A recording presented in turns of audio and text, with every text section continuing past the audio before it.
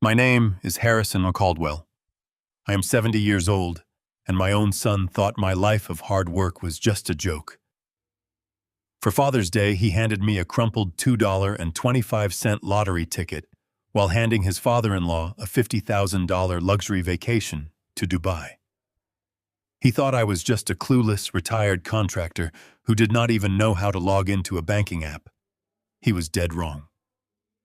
That crumpled piece of paper he carelessly threw at my plate ended up being the exact weapon I needed to tear his perfect stolen life down to the studs. Before I continue this story, let me know where you are watching from in the comments below. Hit like and subscribe if you have ever had to stand up to family who underestimated your worth. The clinking of crystal champagne flutes echoed through the massive dining room, sharp and loud. I sat quietly at the far end of the mahogany table, staring down at my plate. My steak was cold. Resting next to my food was my Father's Day gift from my son. It was a cheap, neon-colored gas station scratch-off ticket hastily tossed there. The price tag, $2.25, was visible in the corner. Across the table, my 35-year-old son Derek stood up, beaming. He raised his glass, demanding attention. The room fell silent. Standing beside him was Victor Harrington, his father-in-law, a man who always wore an arrogant smirk. Victor was 68, only 2 years younger than me, but he carried himself like he owned the world. To family, Derek announced, his voice carrying easily, and especially to the man who has been a true mentor and business partner for me and Vanessa. Happy Father's Day, Victor. Derek reached into his jacket and pulled out a heavy golden envelope. Victor feigned surprise, laughing as he tore the seal open. He pulled out the glossy brochures and first-class flight tickets. Dubai, Victor read aloud, his voice dripping with smug satisfaction. A $50,000 luxury package at the Burj Al Arab. Derek, you really went all out. This is simply magnificent. First-class flights, private yacht tours. I am speechless. You deserve it, Victor, Derek said, clapping him on the shoulder. It is just a small token of my appreciation for all the brilliant strategic advice you have given me this year. I sat. My hands, scarred from 40 years of pouring concrete and building houses, rested heavily on my lap. I looked from the golden envelope in Victor's manicured hands down to the crumpled scratch-off ticket sitting next to my cold potatoes. The contrast was a physical blow. I did not ask for a trip to Dubai. I did not want luxury. I just wanted my son to look at me with a fraction of the respect he was currently showering on a man he barely knew. Vanessa, my 32-year-old daughter-in-law, caught me looking at the ticket. She swirled her mimosa and smiled. It was the same cold, calculating smirk she always wore when she wanted to put me in my place. Do not look so disappointed, Harrison, Vanessa announced loudly, making sure the entire room could hear her. Derek knows you love those little cheap games of chance. Besides, a retired blue-collar contractor would not even know what to do in Dubai anyway. You would probably complain about the heat and try to fix the plumbing in a 5-star resort. People chuckled. Victor let out a loud, booming laugh, shaking his head. Derek did not defend me. My own son simply smiled, took a sip of his champagne, and completely avoided making eye contact with me. The disrespect hung thick in the air, suffocating and heavy. The urge to stand up and flip the table over flared hot in my veins, but I swallowed the bitter lump of humiliation. I am a man who spent his whole life weathering storms, and I knew that losing my temper would only give them exactly what they wanted. I refused to give them that satisfaction. Without a word, I slowly picked up the cheap lottery ticket, folded it neatly, and slid it into the front pocket of my faded jacket. I pushed my chair back from the table. Excuse me, I muttered softly. I need to use the restroom. No one stopped me. No one even looked my way as I walked out of the dining room. I was a ghost in a house that I had helped pay for. I walked down the long carpeted hallway, the sounds of laughter fading slightly behind me. I splashed cold water on my face in the bathroom, staring at my tired reflection. I told myself that kids change, that Derek was just trying to impress his wealthy in-laws. I tried to find a plausible lie to excuse my son's horrific behavior. I dried my face and stepped back out into the dim hallway. As I approached the corner leading back to the dining area, I heard hushed voices. It was Derek and Victor. They had stepped out of the dining room and were standing near the grand staircase. I stopped dead in my tracks, pressing my back against the cool wall, completely out of sight. "You really shouldn't have, Derek," Victor was saying, sounding conspiratorial. "50 grand is a lot of liquid cash to throw around right now." "Don't worry about the money, Victor," my son replied. His tone was casual, dismissing the massive sum like it was pocket change. "I did not use our operating capital. I pulled the 50 grand straight from the old man's hillock. It was sitting right there in his home equity line of credit, untouched." Victor let out a low whistle. "Are you sure that is wise? What if he notices the withdrawal? If he checks his statements, he is going to ask questions." Derek let out a short, arrogant laugh. It was a cruel sound that sent an icy shiver down my spine. "Notice he won't notice a thing. He is completely out of touch with reality. The guy still balances his checkbook with a pencil. He doesn't even know how to log into a banking app on his phone. I have the power of attorney. I handle all the digital statements. He thinks his house is fully paid off. He will never find out." Victor chuckled a dark, greedy sound. "Well, if you are sure you have the old man handled, just make sure the paper trail stays clean." "I have it entirely under control," Derek promised confidently. "Now let's get back in there before someone notices we are gone." Their footsteps faded down the hall. I stood completely frozen in the dark hallway, my breath trapped in my burning lungs. My own son had not just given me a pathetic gift to insult me today. Using the legal documents I had trusted him with after my beloved wife died, he was actively robbing me blind. He was aggressively draining the equity out of my house to fund his wealthy father-in-law's lavish vacations.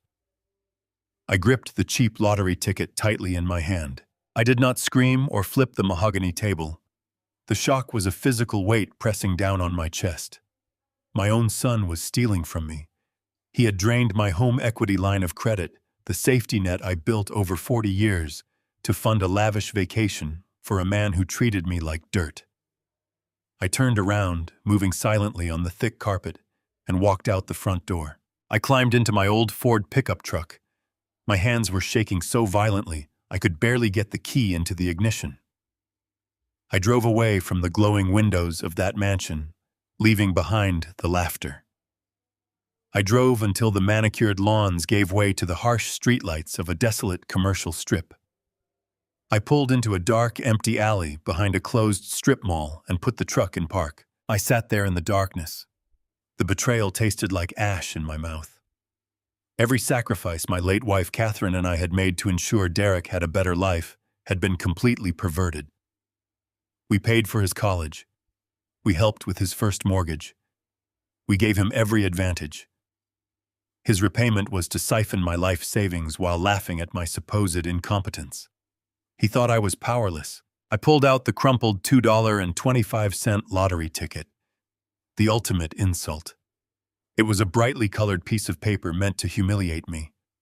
I stared at it under the dim yellow light. Anger, hot and blinding, flared up inside me.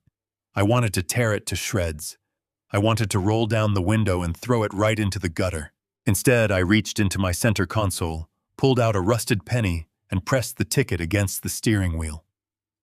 I scraped the edge of the coin against the silver coating, ripping it away with aggressive, jagged strokes.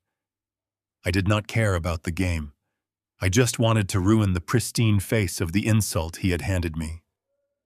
Flakes of silver dust drifted down onto my lap. I uncovered the first row of printed numbers. I did not look closely at first. I aggressively scratched off the second row. Then the third row of digits. I rubbed the coin over the prize box at the bottom, carefully clearing away the remaining foil. I tossed the rusted penny onto the dashboard and looked down at the ticket. My breath caught in my throat. I blinked, squeezing my eyes shut, convinced the dim lighting was playing tricks on my tired mind. I opened my eyes and looked again. I held the ticket closer to the dashboard light. The matching numbers were perfectly aligned. The symbols corresponded exactly to the winning combination printed at the top of the card. And beneath those numbers, in bold black ink, was the prize amount. $5 million. I sat perfectly still. The silence in the truck was deafening. I traced my calloused thumb over the printed numbers. $5 million. It was a jackpot, a grand prize, a life-altering sum of money resting right in the palm of my shaking hand. The painful irony hit me with the force of a freight train. Derek had handed me a cheap joke to mock my blue-collar life, to elevate his arrogant father-in-law, all while secretly draining my bank account. And in doing so, he had accidentally handed me a fortune. For an incredible moment, a rush of pure euphoria washed over me. I was rich. I could pay off the stolen home equity. I could secure my future. I could walk back into that dining room, slap this ticket onto the mahogany table, and watch the smug smiles melt off their faces. But as quickly as the joy arrived, it evaporated entirely, replaced by a cold, suffocating dread that paralyzed me. My racing heart began to pound violently against my ribs, not with excitement, but with absolute terror. I could not cash this ticket. The memory hit me like a physical blow. 7 months ago, right after Catherine passed away, I was lost in a fog of grief. I could barely function. Derek had come to my house with legal documents. He played the role of the loving son perfectly. He told me I needed to protect myself in case of a medical emergency. He said the paperwork was just a formality to ensure he could pay my medical bills and manage my care if I ever ended up in the hospital, unable to ever speak. I trusted him. I was grieving my wife of 40 years, and I leaned on my only son. I signed where he pointed. I had signed a general power of attorney. I suddenly realized exactly what that meant right now. That single piece of paper gave Derek complete, unrestricted legal authority over all my finances. If I walked into the state lottery office tomorrow and publicly claimed this $5 million prize, the money would be deposited into an account under my name. And because Derek held that power of attorney, he would have immediate lawful access to every single cent. He could drain the lottery winnings as easily as he drained my home equity.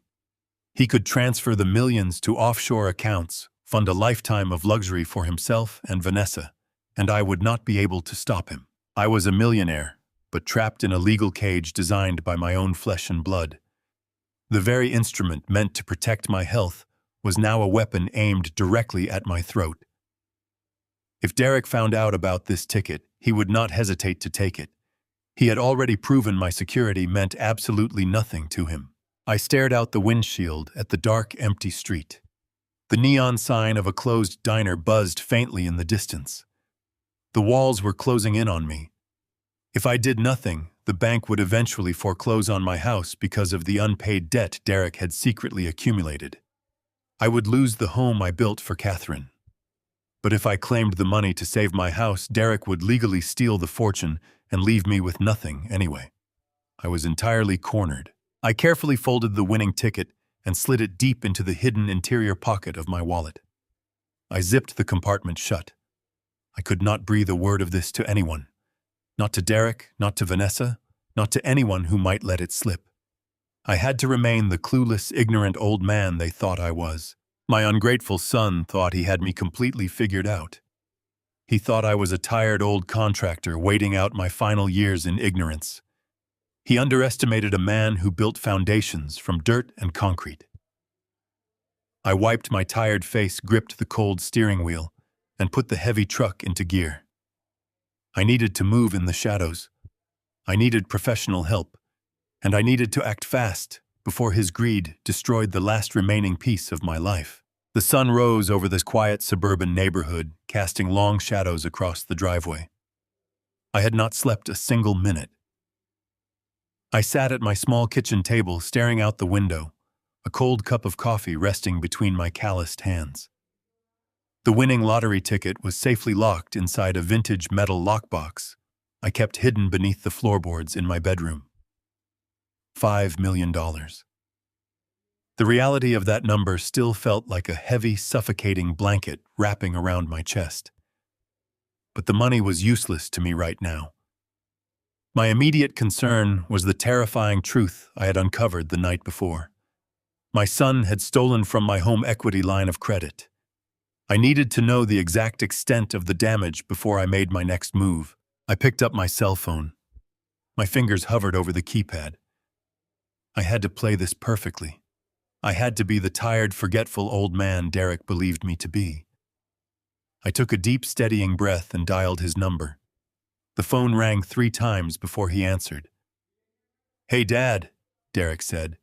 His voice was bright, energetic, and completely normal. "Good morning. We are just recovering from the party. What is going on?" I forced a slight tremor into my voice, making myself sound anxious and confused. "Derek, good morning. I am sorry to bother you so early. I was just trying to look at my bank statements on the computer. I saw a strange message, an alert about my home equity line of credit. It says the available balance dropped significantly. I do not understand what it means. Did I click on a virus or something?" There was a pause on the line. It lasted only a second, but to me it felt like an eternity.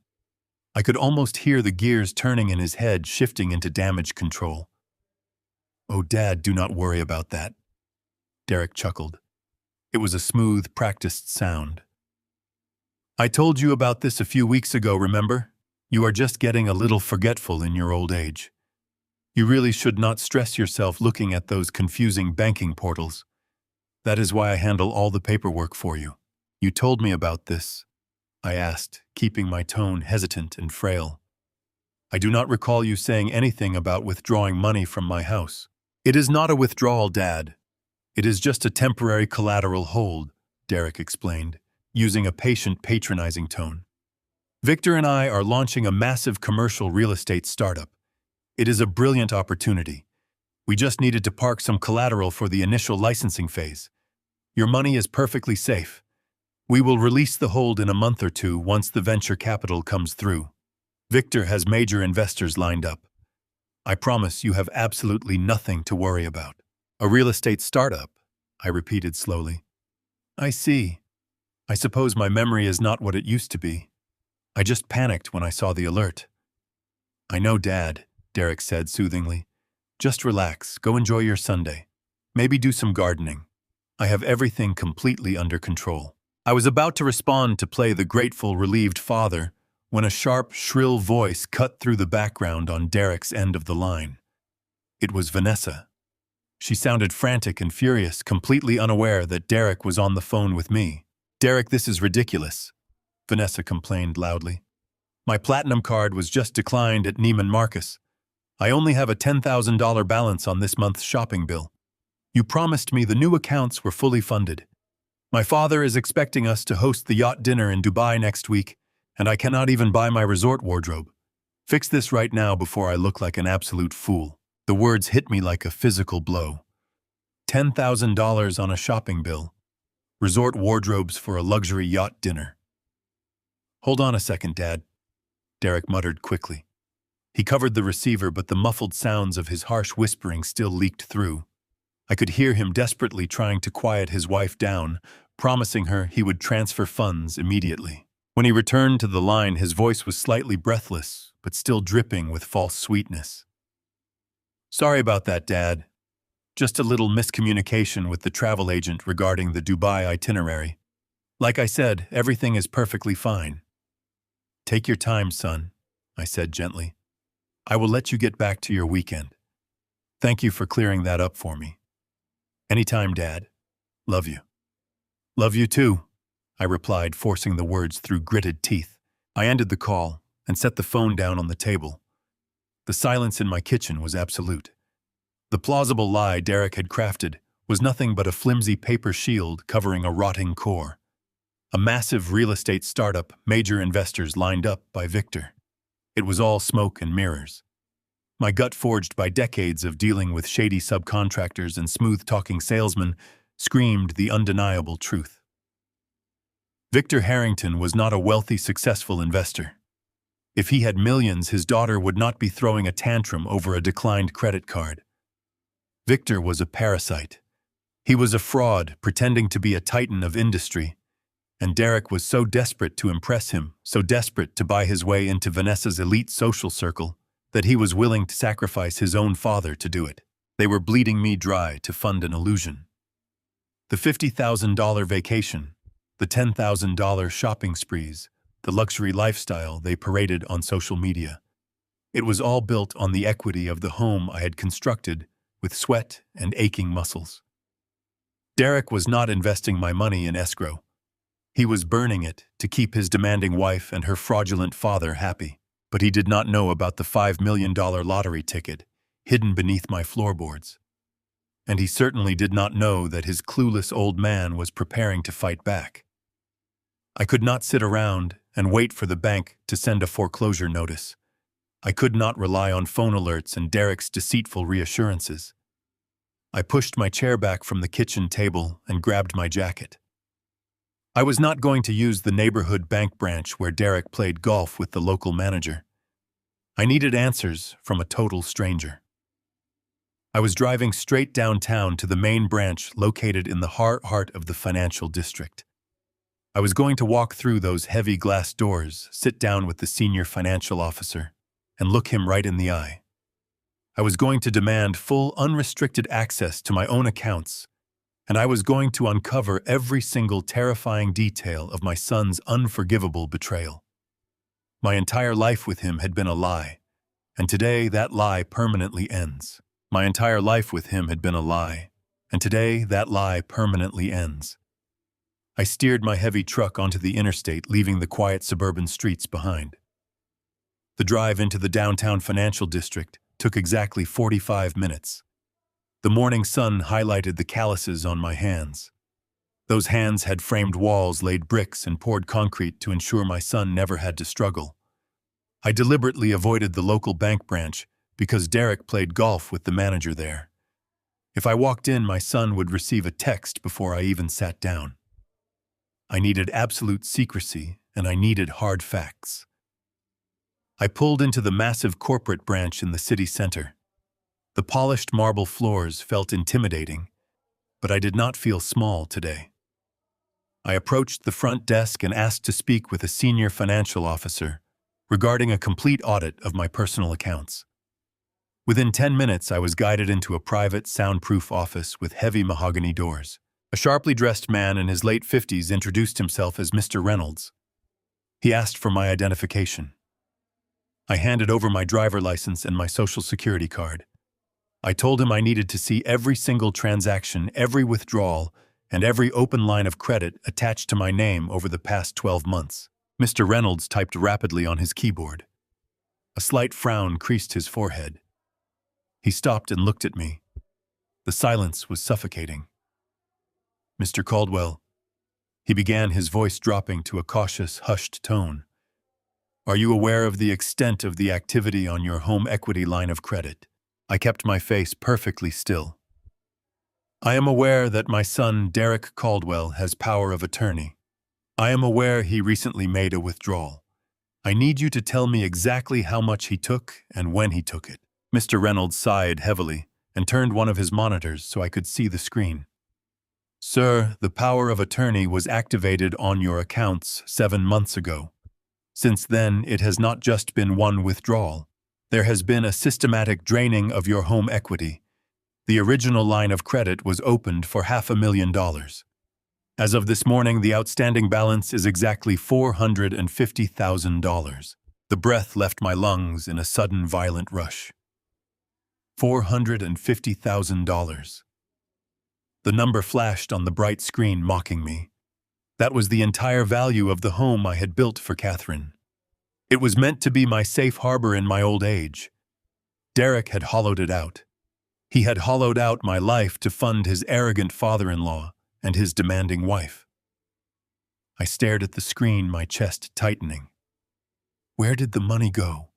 I asked, my voice barely above a whisper. The funds were transferred in large increments to several external accounts, Mr. Reynolds explained, pointing to a ledger of transactions. Some went directly to a corporate account registered under Harrington Ventures. Other transfers were made to high-yield credit card accounts, presumably to pay off massive retail balances. The $50,000 withdrawal you mentioned, cleared just 3 days ago, routed directly to an international travel agency. My own son had stolen my past to buy a fake future. He had taken the roof over my head to buy resort wardrobes and yacht dinners. But the devastation was not over. Mr. Reynolds leaned forward, his face pale with genuine concern. He clasped his hands together on the desk. "Mr. Caldwell, I need you to listen to me very carefully," he said, his tone urgent and grave. "The withdrawal of the funds is only part of the problem. This home equity line of credit requires monthly interest payments. According to our records, the designated payment account attached to this loan has been empty for months." I frowned, a new wave of terror washing over me. "What does that mean?" "It means," Mr. Reynolds said softly, "that the first major payment on this massive debt is currently 60 days past due. The bank's automated collection system has already flagged your property. Notices were sent to your home address, but according to the file, your son updated your mailing preferences to a digital portal that only he controls. You have been completely insulated from the warnings." I felt the blood drain from my face. I gripped the wooden arms of the chair to steady myself. 60 days past due. Yes, sir. And because of the severe delinquency on a debt of this magnitude, the bank is forced to take immediate action. If this balance, including the late fees and penalties, is not settled by the end of this current month, the bank will officially begin foreclosure proceedings on your property. Foreclosure. The word hung in the air, toxic and heavy. By the end of the month. While Derek and Vanessa were flying first class across the world, drinking champagne and celebrating their lavish lifestyle, the bank would be changing the locks on my front door. My son was not just stealing my money, he was actively throwing me out on the street. He had engineered a scenario where I would be left homeless, penniless, and entirely dependent on his twisted charity. He probably planned to step in at the last minute, play the role of the tragic loving son, and toss me into a cheap state-run facility while he lived in luxury. I was about to be homeless. The house where Catherine and I had raised him, the house filled with 4 decades of memories, was going to be auctioned off to the highest bidder to pay for Victor's fake real estate empire and Vanessa's designer clothes. I reached into my jacket pocket, feeling the stiff, folded edge of the lottery ticket. $5 million. It was right there. I could slap it on Mr. Reynolds' desk right now. I could pay off the debt, secure the house, and breathe again. But the legal trap snapped shut in my mind. The power of attorney. If I deposited that ticket, the money would flow into an account that Derek legally controlled. He would see a $5 million deposit, and he would drain that too. I would lose the house, the lottery winnings, and my very survival. I was standing on a landmine, and if I shifted my weight even a fraction of an inch, the entire world would explode. I took a slow, deep breath, forcing my heart rate to slow down. I could not panic. Panic is what Derek expected. Panic is what old, clueless men do. I stood up from the leather chair, looking Mr. Reynolds straight in the eye. I thanked him, asked for a copy of the ledger, and promised I would handle the situation. I walked out of that bank branch with papers in my hand, carrying the absolute proof of my son's horrific betrayal. I was not going to let him win. I was going to find a shark, and I was going to tear his stolen empire to the ground. I knew exactly who I needed. I drove home, parking 2 blocks away, so Derek would not get an alert from the driveway camera he installed. I slipped through the back door, went to my bedroom, and pulled back the heavy wool rug. Beneath the floorboards was a small fireproof lockbox. Inside was my emergency stash. $10,000 in crisp, uncirculated $100 bills. It was the only money Derek did not know about. I shoved the cash into a worn leather briefcase along with the bank ledger Mr. Reynolds gave me and the winning lottery ticket. I drove straight to the financial district. I was not looking for a gentle family attorney to send a polite cease and desist letter. I needed a shark. I needed Monica Reed. Her reputation in the city was legendary. She was a corporate litigator who specialized in white-collar fraud and asset recovery. She was known for being ruthless, calculating, and entirely unforgiving. Her office was on the 40th floor of a sleek glass high-rise. The receptionist looked at my faded jeans and scuffed work boots with a polite dismissal, telling me Miss Reed did not take walk-in appointments. Without a word, I opened my briefcase, pulled out a stack of $100 bills, and set $5,000 on her desk. I told her I was buying 30 minutes of Monica Reed's time right now. 5 minutes later, I was sitting across from Monica herself. She was a sharp-featured woman in her late 40s, wearing a tailored navy suit. Her eyes were dark, intelligent, and devoid of warmth. She did not offer me coffee. She just looked at the cash I had placed on her desk, then looked up at me, waiting. I did not waste her time. I handed her the bank ledger showing the $450,000 home equity withdrawal. I explained the general power of attorney my son had manipulated me into signing after my wife died. I explained exactly how Derek and his fraudulent father-in-law were using my stolen equity to constantly fund their lavish, extravagant lifestyle, leaving my family home just 60 days away from complete and total foreclosure. Monica scanned the documents. Her expression did not change. She simply nodded, absorbing the details with the clinical detachment of a surgeon examining an X-ray. She asked me why I did not just go to the police. That was when I pulled the folded lottery ticket from my wallet and slid it across the desk. Monica picked it up. She looked at the scratched-off numbers, then at the prize amount. A flicker of genuine surprise crossed her face. She set the ticket down carefully, leaning back in her heavy leather chair. She looked at me with newfound respect. "You understand your current legal position, Mr. Caldwell," Monica said. "If you take this ticket to the State Lottery Commission today, they will issue a public press release. The money will be deposited into your primary bank account. Because your son holds a legally binding general power of attorney, he will receive an immediate notification. He will take it," I said, my voice steady despite the anger boiling in my chest.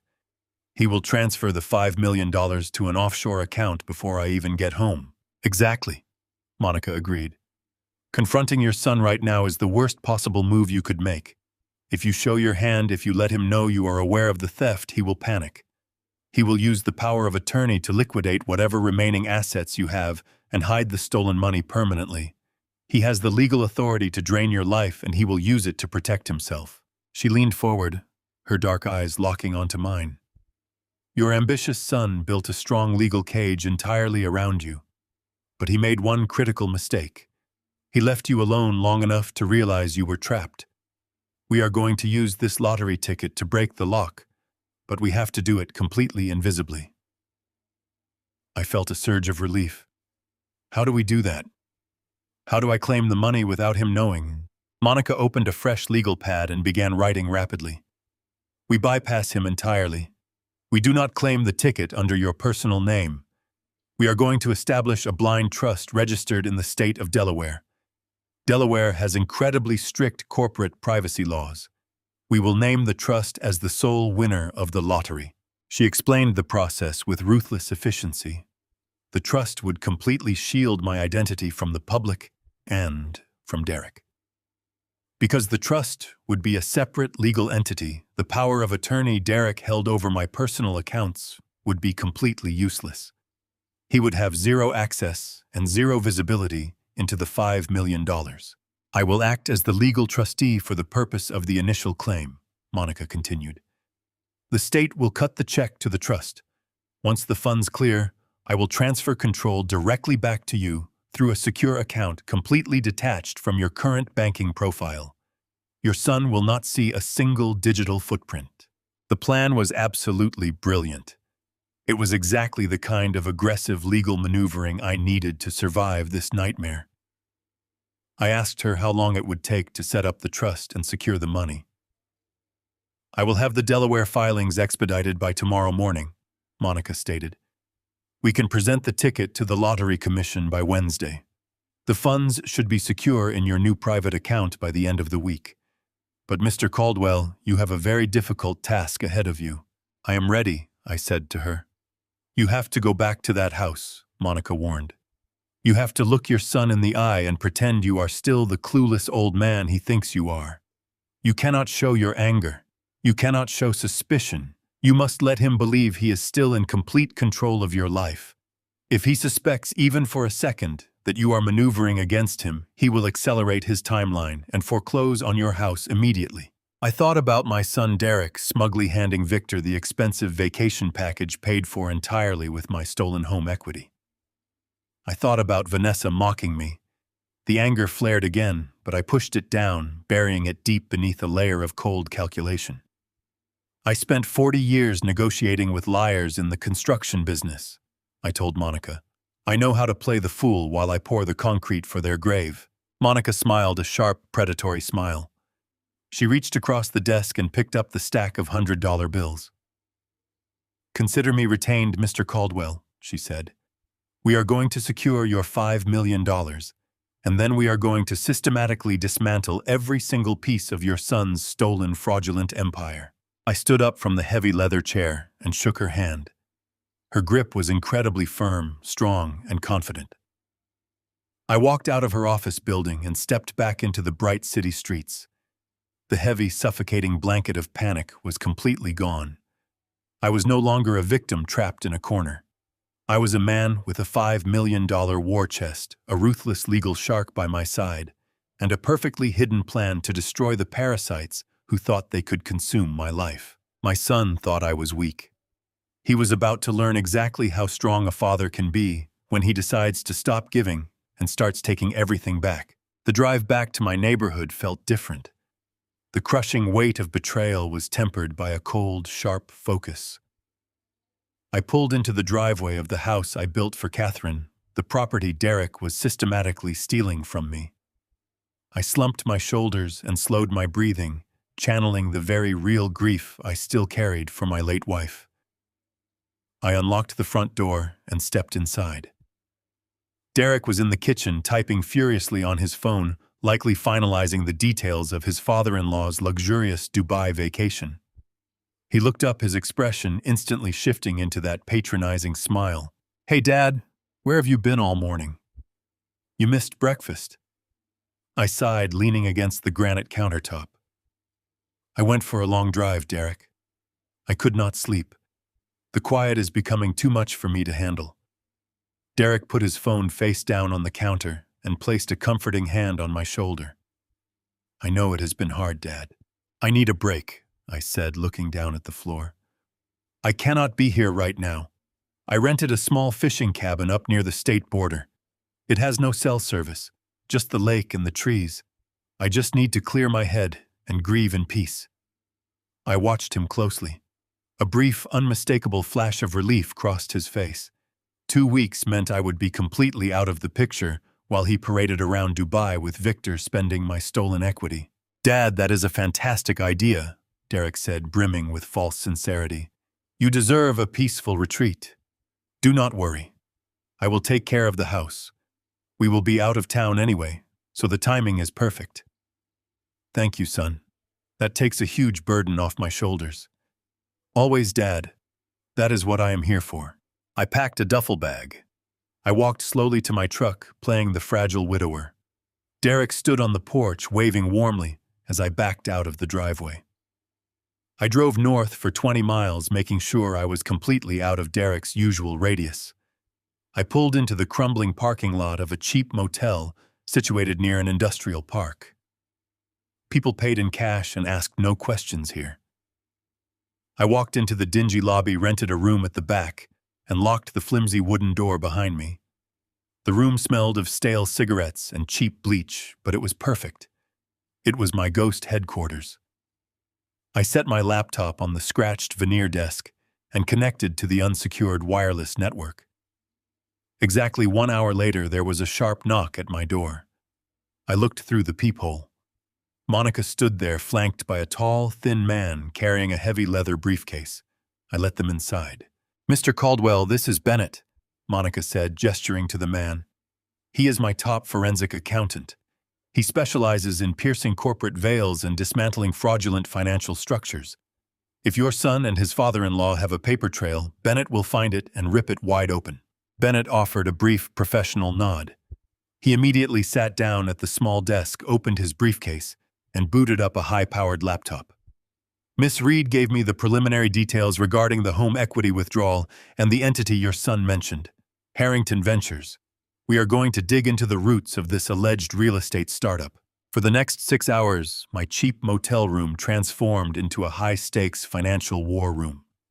Monica paced the faded carpet, making aggressive phone calls to various banking contacts, while Bennett typed, relentlessly navigating through corporate registries and obscure public records. I sat on the edge of the lumpy mattress watching them work.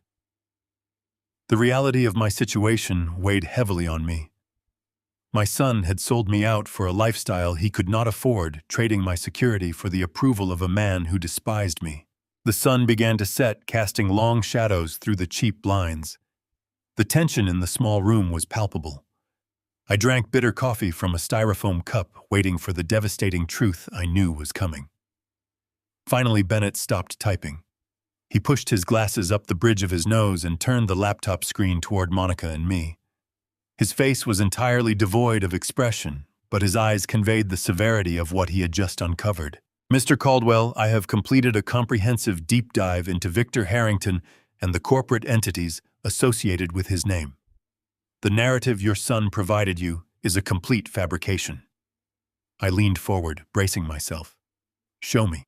"Let us start with the father-in-law," Bennett said, pointing to a sprawling financial dossier on the screen. "Victor Harrington is not a wealthy real estate mogul. He is a financial ghost. According to federal bankruptcy filings, Victor completely liquidated his assets 4 years ago. His primary investment firm collapsed under massive undisclosed debt. He has 0 active credit lines, no legitimate income sources, and multiple outstanding civil judgments against him for unpaid luxury leases. The man is completely broke. He is living entirely on a facade." Monica crossed her arms, a cynical smirk playing on her lips. "He is a professional parasite. He lost his own fortune, so he manipulated your son into stealing yours to maintain his illusion of wealth." "But what about the startup?" I asked, my voice tight with rising anger. "Derek said they needed the $450,000 as collateral for a massive new commercial real estate venture. He said there were major investors waiting." Bennett shook his head, pulling up a new document. It was a corporate registration form filed in a state known for shielding corporate ownership. "There is no real estate venture, Mr. Caldwell. The entity your son registered, Harrington Global Logistics, is nothing but a hollow shell company. It has no physical office, no employees, and no actual business operations. It exists on paper purely to receive transferred funds. The money Derek pulled from your home equity line of credit was funneled directly into this shell company." "To do what?" I demanded. "To disappear," Bennett replied flatly. "Once the funds hit the shell company, they were immediately broken down into smaller increments and dispersed to pay off Victor's lingering civil judgments and Vanessa's exorbitant credit card debts. The remainder was clearly diverted to fund their upcoming luxury travel. Your son did not invest your life savings. He used it as a personal slush fund to bail out a bankrupt fraud and buy his wife's affection." The sheer scale of the deception took my breath away. Derek had looked me in the eye, placed a comforting hand on my shoulder, and sworn he was protecting my future, all while he was actively throwing my money into a burning pit of his own making. I stared at the screen, the hard evidence of his treachery staring back at me. He had traded my blood and sweat for a first-class ticket to Dubai. My own son had orchestrated my complete financial ruin. Blinding rage bubbled up. I would utterly destroy him now. I took a slow, deep breath, trying to force the blinding rage back down into my chest. The cramped motel room felt like it was closing in on me. The cheap floral wallpaper blurred as I stared at the laptop screen, the undeniable proof of my son's treachery glaring back in stark black and white. Monica leaned against the wall, her arms crossed, watching me with a calculating gaze. She did not offer empty sympathy. She knew I needed cold, hard facts to survive what was coming. Bennett, however, was not finished. The forensic accountant was still typing furiously, his pale fingers flying across the keyboard. The rhythmic clacking sound filled the heavy silence of the room. He pushed his glasses up the bridge of his nose again, his brow furrowing as he navigated deeper into the digital labyrinth of Derek's corporate filings. "Mr. Caldwell," Bennett said, his voice flat and clinical, "I need you to brace yourself. The fraudulent home equity withdrawal and the shell company are only the surface layer of this operation. The deeper I dig into Harrington Global Logistics, the worse the financial architecture becomes. I gripped the edge of the flimsy motel desk. What else did he do? Just tell me. Bennett turned the monitor slightly, so I could see a highly detailed corporate registration form.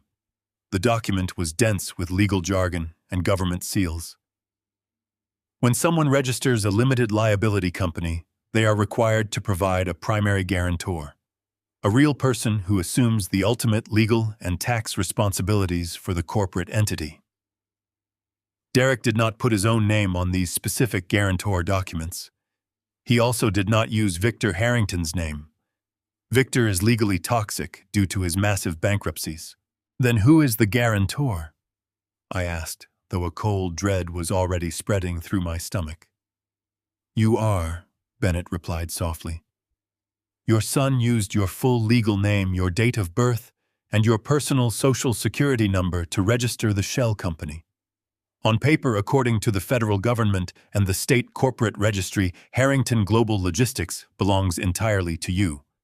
You are the sole managing director and the primary financial guarantor. The revelation hit me with the force of a physical blow.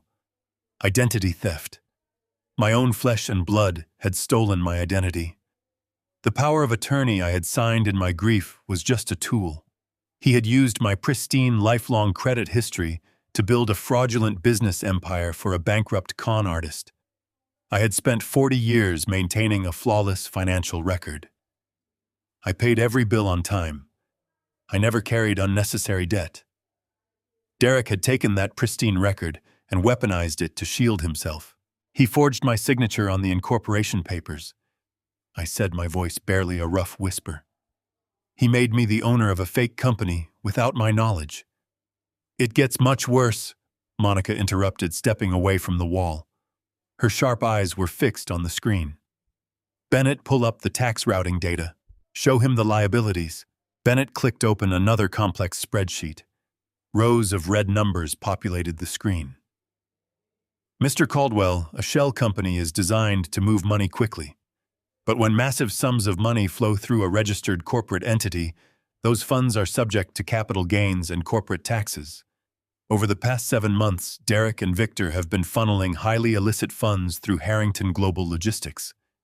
We are not just talking about the $450,000 stolen from your home equity.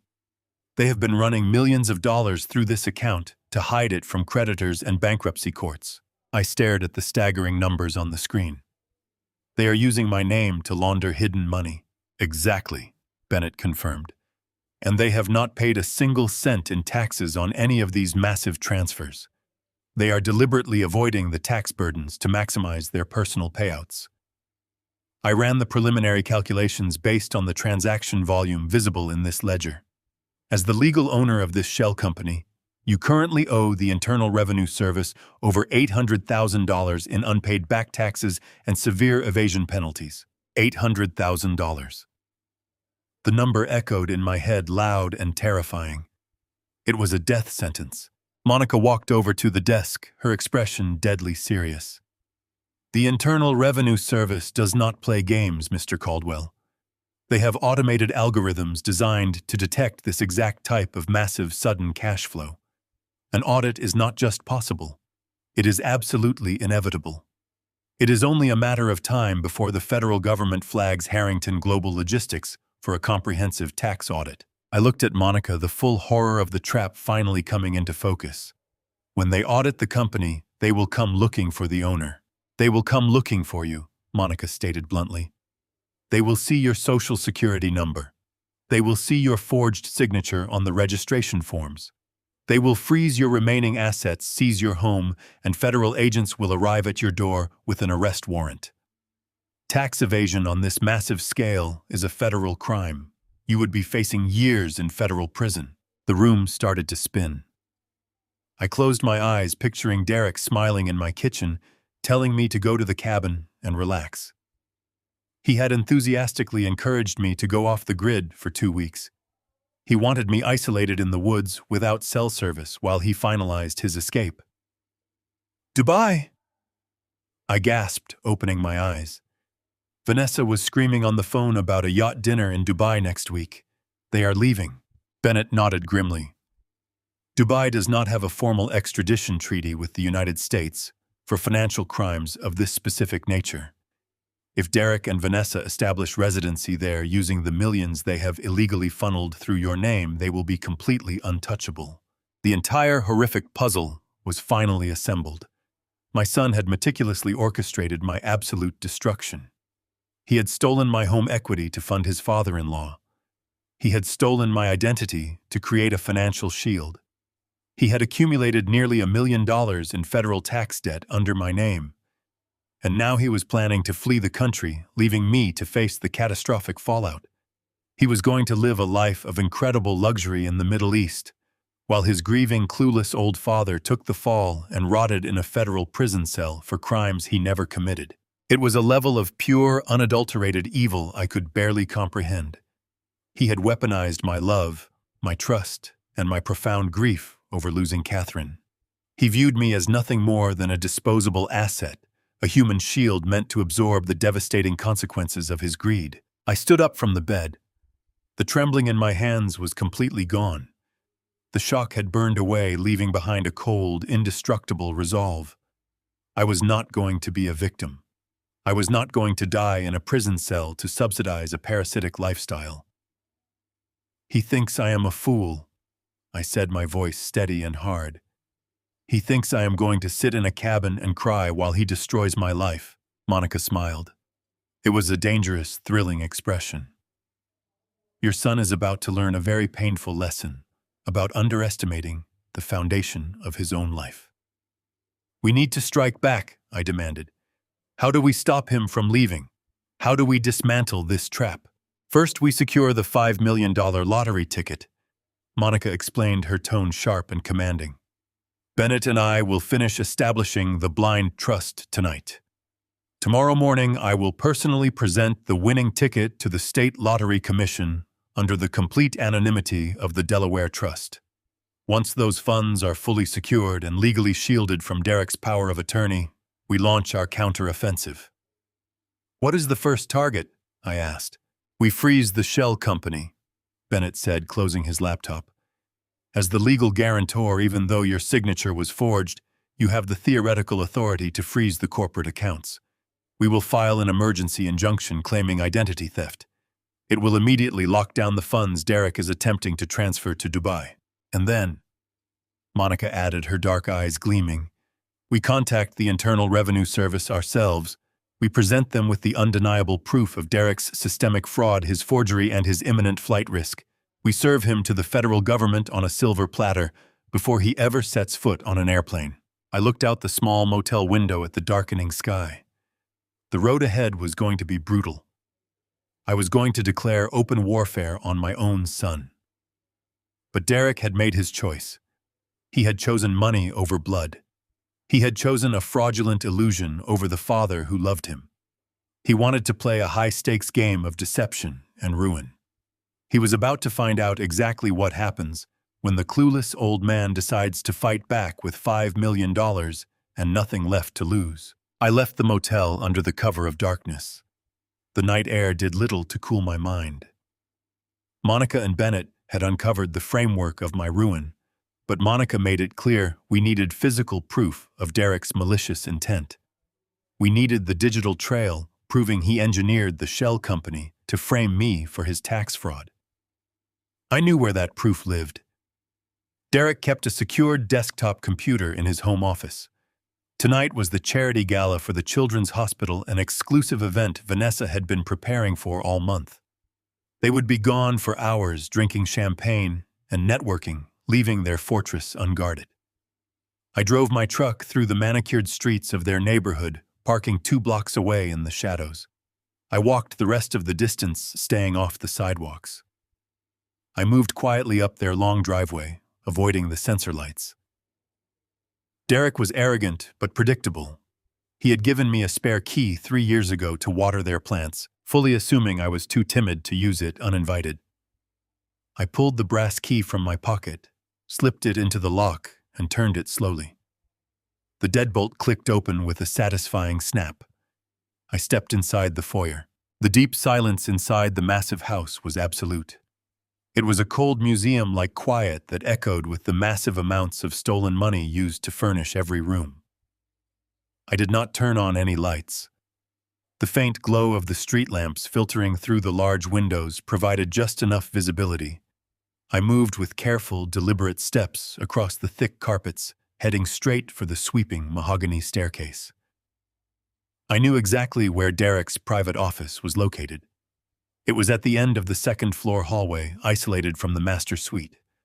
I reached the heavy oak door, gripped the handle, and pushed it open. The room smelled of expensive leather and stale cologne. The large dual monitors on his desk sat dark and dormant. I pulled my cell phone from my jacket pocket, turned down the screen brightness, and dialed Monica's direct line. She answered on the very first ring. Her voice was sharp, professional, and completely awake. I told her I was inside the office and standing directly in front of the computer. She instructed me to put the phone on speaker, keeping my volume as low as possible, and guided me to the back of the computer tower. I reached into my pocket and pulled out the specialized encrypted flash drive Bennett had handed me earlier that evening. It was a cloning device programmed to bypass standard security protocols and silently mirror the hard drive. I slid the small metal drive into the designated port. A tiny blue light on the device began to blink, pulsing with a steady rhythm. Monica told me to wake the monitors. I nudged the sleek wireless mouse. The screens flared to life, illuminating the dark room with a harsh white glare. A password prompt appeared immediately. Derek was incredibly predictable. I typed in the name of his childhood dog, followed by his college graduation year. The screen unlocked instantly, revealing a neatly organized desktop scattered with financial spreadsheets and banking portals. I relayed what I saw to Monica. She guided my hand, directing me to open specific hidden system folders. Bennett had given her a list of directories commonly used by corporate shell companies to bury illicit transactions. I clicked through layers of digital security, finding a folder simply labeled with my initials. My heart hammered against my ribs as I opened it. Inside were dozens of digitized documents bearing my forged signature. There were federal tax identification applications, offshore routing numbers, and drafted legal memorandums specifically designed to shift all corporate liability directly onto my shoulders in the event of an audit. It was the smoking gun. It was the absolute proof of his premeditated betrayal. I initiated the cloning sequence as Bennett had instructed. A small progress bar appeared on the screen, crawling forward at an agonizingly slow pace. 10%, 20%. The blue light on the flash drive pulsed faster. I stood perfectly still in the quiet office, listening to my own breathing. Every passing second felt like an hour. I watched the bar creep past 50%. The undeniable reality of what I was looking at washed over me again. My son had spent hours sitting at this exact desk, meticulously drafting documents that would send his own father to a federal prison. The progress bar hit 80%. I was almost done. The files were actively transferring, securing my freedom and his ultimate downfall. Suddenly, a harsh mechanical beep echoed from downstairs. It was the unmistakable sound of the front door electronic keypad disengaging. The heavy door swung open, followed by the sharp, angry clatter of high heels striking the marble foyer. It was Vanessa. She was home hours early. Panic, cold and sharp, spiked through my veins. The cloning progress bar was at 95%. I could hear her muttering loudly, complaining to someone on her cell phone as she aggressively dropped her keys onto the entry table. I frantically whispered to Monica that someone was in the house. Monica told me to pull the drive immediately. I could not wait for the sequence to finish. I grabbed the metal flash drive, yanked it out of the port, and shoved it deep into my pocket. I quickly forced the computer back into sleep mode, plunging the office back into darkness. The sound of Vanessa's heels moved rapidly toward the staircase. She was coming upstairs. I looked frantically around the room for an exit. The only option was the deep walk-in closet tucked into the far corner of the office. I moved silently, slipping inside the dark space and pulling the louvered door shut just as the heavy oak door to the office swung open. Vanessa stormed into the room, her voice echoing loudly in the enclosed space. She was furious, ranting to one of her friends on the phone. "I am so entirely humiliated," she complained bitterly, pacing back and forth across the carpet. "My card declined again at the charity auction. I had to pretend it was a banking error. Derek is completely useless. He promised me the funds from his cheap father-in-law were fully cleared. We are supposed to be leaving for Dubai, and I cannot even buy a simple necklace. I cannot stand dealing with that pathetic old man's tiny bank accounts." She aggressively slammed her expensive designer purse down onto the heavy wooden desk. I stood perfectly motionless in the darkness of the closet, barely daring to breathe. My chest burned with righteous fury. She rummaged through her bag, grabbed something, and stomped back out of the room, slamming the door behind her. I waited 10 agonizing minutes, listening to her move around the master suite down the hall. When the house finally fell quiet, I slipped out of the closet, moved silently down the staircase, and walked out the front door into the cool night. I survived, and I finally had the hard evidence I desperately needed.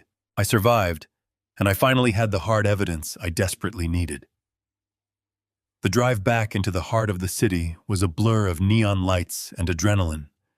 My hands gripped the steering wheel so tightly that my knuckles turned white under the dashboard glow. The metal flash drive felt heavy in my pocket. It was a cold, hard anchor keeping me tethered to reality. I pulled into the underground parking garage of the office building just past midnight. The security guard recognized me from earlier and waved me through to the private elevator. The polished steel doors slid open smoothly. I stepped onto the 40th floor. Monica and Bennett were already waiting in the main conference room now. The large glass table was covered in legal pads and empty coffee cups. Bennett had set up a secure workstation with multiple monitors glowing brightly in the dim room. I walked in, reached into my jacket, and placed the small metal drive directly onto the center of the glass table. Bennett did not waste a single second. He picked up the drive, inserted it into a specialized decryption terminal, and began typing commands with rapid, practiced precision. Monica poured me a glass of cold water. Her dark eyes studied my face carefully. She asked if there had been any unexpected complications. I told her about Vanessa arriving early, the tense minutes hiding in the dark bedroom closet, hidden safely away. I told her about the sheer venom in her voice as she complained about my supposedly tiny bank accounts. Monica offered a grim smile, noting that arrogance would be their absolute downfall. A sharp beep from the terminal interrupted us. The cloning device had been successfully bypassed, and the mirrored hard drive was now fully accessible. For the next hour, the three of us sat in complete unbroken silence together. Bennett methodically sorted through the digital labyrinth of my son and his private files. We found the internal ledgers for the shell company. We found the offshore routing numbers tied to Victor and his hidden accounts. We even found the electronic receipts for their first-class flight tickets purchased online. The tickets to Dubai were booked for this coming Friday. But the true horror was waiting in a separate password-protected folder simply labeled with my legal name. Bennett cracked the folder open. It contained dozens of drafted legal memorandums and medical evaluations.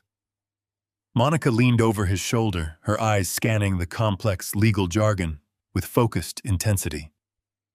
I watched the color slowly drain from her face. For a woman who made a living fighting ruthless corporate criminals, genuine shock was rare. She instructed Bennett to open the primary document file and project it onto the large presentation screen on the wall. The white light illuminated the dark room, displaying a formal petition prepared for the county family court records. I read the title at the top of the page. It was a declaration of incompetence. My stomach plummeted as I read the meticulously typed paragraphs below. Derek had not just planned to steal my money entirely. He had actively designed a legal mechanism to ensure I could never pursue him, never testify against him, and never reclaim a single cent. The document was a masterpiece of absolute betrayal. It outlined a fabricated medical history, claiming I had been suffering from severe, rapidly advancing dementia since Catherine passed away. It cited my grief as a symptom of complete mental collapse. Derek had even procured a preliminary signature from a corrupt private physician who evaluated me strictly on paper documents alone. The corrupt doctor signed the forms without ever actually seeing me in person. The petition formally requested that the court immediately strip me of all my legal rights, my financial autonomy, and my basic human liberties. Derek was applying to be granted full, unrestricted conservatorship over my entire existence. But the most terrifying revelation was buried in the housing annex of the document. Derek claimed that my supposed mental state made me a severe danger to myself and others. He argued that I required immediate involuntary commitment to a long-term care facility. He had already selected the exact location. It was not a comfortable assisted living community. It was a severely underfunded, low-income psychiatric hospital building out there. It was a state-run psychiatric ward located 3 hours outside the city. It was a place designed to warehouse the forgotten, a place where heavily medicated patients were locked away and ignored until they died. My own son was planning to lock me in a psychiatric cage. He wanted to strip away my mind, drug me into submission, and throw away the key forever. Once I was legally declared incompetent and safely institutionalized, Derek would use his conservatorship to assume total unquestioned ownership of every single asset remaining in my name. Monica finally broke the heavy silence. She walked over to the presentation screen and pointed a manicured finger at the projected financial statements attached to the legal forms. "He needs the rest of your assets to cover his tracks," Monica explained, her voice remarkably quiet. "The Internal Revenue Service is going to audit the shell company. They are going to demand the $800,000 in back taxes. Derek knows this. His plan is to sell your house, liquidate your pension, and use those funds to pay off the federal tax debt he accumulated in your name. He cleans up his mess using your life savings, effectively closing the investigation before the government ever realizes he was the one pulling the strings behind the scenes. Then he boards a plane to Dubai with a completely clean slate, leaving you to rot in a state asylum very quickly." I stared at the screen, reading the clinical, detached language my son had used to describe my mental deterioration. Every sacrifice I had ever made for him, every late-night shift, every bruised knuckle had led to this exact moment. He did not just want my money. He wanted to erase my existence. He wanted to erase my voice so I could never tell the truth about what he had done. Bennett clicked a button quickly. He brought up the filing schedule attached to the document. The cursor blinked next to a specific date. Mr. Caldwell Bennett said, his tone urgent and grim. "This petition is not just a draft. The court filing fees have already been fully processed properly. The fees were processed online tonight. This declaration of incompetence is officially scheduled to be filed with the county judge this coming Thursday morning." Thursday morning. The flight to Dubai was booked for Friday night. The timeline was brutally efficient. Derek planned to drop the legal bomb, have the state authorities remove me from my home under medical duress violently. He wanted me removed from my home and to board a plane to the Middle East before the shock even wore off. I would be locked in a heavily guarded ward without a phone, without a lawyer, and without any legal standing to fight back. Today was Tuesday. I turned away from the screen and looked at Monica very confidently. "Tell me exactly what we need to do to put my son in a concrete cell."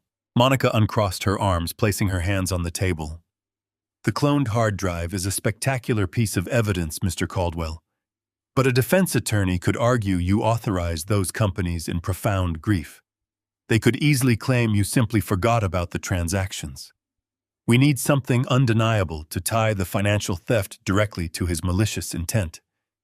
We need a recorded verbal confession of his intent to defraud." I frowned, processing her sharp words. "You want me to confront him while wearing a wire, not a confrontation," Monica corrected immediately. "A total submission. If you challenge him, he will shut down and call his lawyers. You have to give him exactly what he wants. He believes you are suffering from severe cognitive decline. He is relying on your mental deterioration to justify his emergency court filing on Thursday morning. You are going to invite him to your house tomorrow. You are going to put on the performance of a lifetime. You will be the broken, terrified old man he wrote about in that declaration. Bennett reached into his heavy briefcase and produced a small, flat, black box. He opened it, revealing a micro-wire recording device. The microphone was no larger than a grain of rice attached to a thin, flexible transmitter. "I will adhere this behind the collar of your shirt," Bennett explained, his voice entirely clinical. "It will capture crystal-clear audio of every single word spoken in that room. The device transmits directly to a secure cloud server that Monica and I monitor in real time. We will hear everything." I looked at the tiny black wire. It represented the final fatal trap for my only child. I nodded slowly. "Set it up." The next morning I drove back to my house just as the sun began to rise. I parked my truck in the driveway and walked inside. The house was exactly as I had left it, echoing with quiet emptiness. I went straight to the dining room and began to destroy it. I pulled stacks of old medical bills, junk mail, and random banking brochures from my filing cabinet. I scattered them chaotically across the mahogany table. I knocked over a chair. I spilled a half-empty cup of cold coffee over a pile of irrelevant tax forms. I made the room look like the epicenter of a severe mental breakdown. I checked the micro-wire taped securely beneath my collar. I took a deep breath, forcing my shoulders to slump. I focused entirely on the very real, agonizing pain of losing Catherine. I let that profound sadness completely consume my features until my hands naturally began to tremble. I picked up my phone and dialed Derek. He answered immediately. "Dad. Are you okay? I thought you were at the fishing cabin." "Derek," I rasped, allowing my voice to break into a pathetic, breathless wheeze. "Derek, I am so sorry. I came home. I got confused on the highway. I could not remember the turnoff for the lake. I just drove around in the dark until I recognized the street signs near the house. Something is wrong with me, son. Something is very wrong." "Dad, calm down. Take a deep breath," Derek said. His tone was perfectly measured, but I could hear the sharp edge of alert anticipation beneath his words. "Where are you right now?" "I am in the dining room," I whimpered deliberately, knocking a stack of papers onto the floor. I tried to look at the bills. Catherine always handled the bills. "I cannot read the numbers, Derek. The numbers are moving around on the paper. I think the bank is trying to take the house. I keep seeing alerts, but I cannot remember what they mean. I am so scared. Please come over. Please help me sort out this messy paperwork before I completely lose my mind." "Do not touch anything," Derek commanded swiftly. "Sit in your chair and do not move. I am coming over right now." I ended the call and let the heavy cell phone drop from my violently trembling hand. 20 minutes later, the front door swung open. Derek hurried into the foyer wearing an immaculate, tailored suit, holding his expensive leather briefcase. He stopped in the doorway of the dining room, taking in the chaotic scene. Scattered papers were strewn everywhere across the room. The coffee stain was soaking into the tax forms. I was sitting on the floor next to the overturned chair, clutching a random medical bill to my chest, my face buried in my hands. I forced a ragged, dry sob from my throat. I looked up at him with wide, terrified eyes. "Derek, thank God, I cannot make sense of it. None of it makes sense anymore." Derek quickly walked over and knelt down on the floor beside me. He placed a comforting, firm hand on my shoulder. But as he looked down at me, I saw it. It was a fleeting, triumphant gleam in his dark eyes. He was absolutely thrilled. He was genuinely overjoyed to see his father reduced to a weeping, helpless mess on the floor. It validated every single lie he had written in his court petition. It meant his plan was going to work flawlessly. "It is okay, Dad," Derek said in his smooth, practiced voice. "I am here. I told you I will always take care of you. Let us get you into a comfortable chair." He helped me stand. I leaned heavily against him, dragging my feet as he guided me to a chair at the edge of the table. I continued to tremble, wiping fake tears from my face. "I just miss your mother so much," I cried softly, staring blankly at the wall. She knew where everything belonged. My brain feels like it is full of heavy fog. I keep forgetting where I put my keys. I forgot how to log into my accounts. I do not want to be a burden to you and Vanessa, but I cannot do this alone anymore. You are never a burden, Dad. Derek lied effortlessly. He moved to the other side of the table and opened his leather briefcase. You are just going through a tough transition. You are stressed. You need rest, and you need someone to manage these complicated details for you. That is why I brought some updated forms. We need to finalize your medical directives before we leave for our trip. I watched him shuffle through his briefcase. He pulled out a stack of legitimate-looking medical bills. He placed them carefully on the table in front of me. Then, with practiced, casual precision, he slid a very different document directly under the middle of the pile. I recognized the dense legal formatting immediately. It was the exact declaration of incompetence Monica had shown me. My stomach turned at his absolute cruelty. "What are these?" I asked him, my fragile voice shaking. "Just sign here, Dad. It is just to update your Medicare. I will take care of everything." I stared down at the black plastic pen resting on top of the legal document. My hand was shaking so violently I could barely bring myself to touch it. I let my fingers hover over the barrel.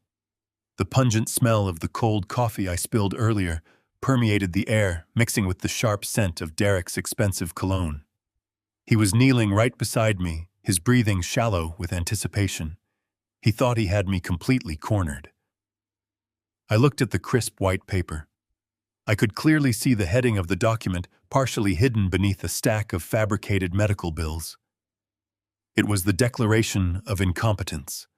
This was the exact legal instrument he intended to use to strip away my rights, drain my assets, and lock me away in a state-run psychiatric ward. I had to swallow the bile rising in my throat. I finally wrapped my trembling fingers around the pen. I lifted it slowly, letting the tip hover above the signature line. I looked up at Derek. I made sure my eyes were wide, watery and filled with the devastating fear of a man losing his mind. I blinked slowly, letting a single tear trace its way down my wrinkled cheek. "Derek," I whispered. My voice was a fragile, broken rasp. "Derek, I am trying to understand. I really am trying to follow what you're saying. But my head feels so incredibly heavy today. I keep seeing things that do not make any sense to me." "Just focus on the pen, Dad," Derek urged. His voice was tightening. The forced patience was beginning to fracture around the edges. "You do not need to read the fine print. I have already reviewed everything with the doctors and the insurance providers. Just sign your name on the dotted line, and all of this confusion will simply go away." I slowly lowered the pen back onto the table. I shook my head, feigning deep confusion. "But if I sign this, Derek, what happens to the money? What happens to the $450,000 you took from the house?" The silence that descended upon the dining room was suffocating. Derek froze completely. His hand, which had been resting gently on my shoulder, suddenly became rigid. "I saw the bank papers, Derek." I continued, pushing my voice into a pathetic, desperate whine. "I found them in the mail before I went to the cabin. The bank says the equity is gone. And then there were the other letters, the ones from the federal government, the letters from the Internal Revenue Service. They are demanding $800,000 in back taxes for a logistics company I do not even recognize. If I sign this Medicare form, will the government take the house to pay the taxes? Will they put me in jail?" I watched the color drain from my son's face. The smooth exterior of the caring child shattered into jagged pieces.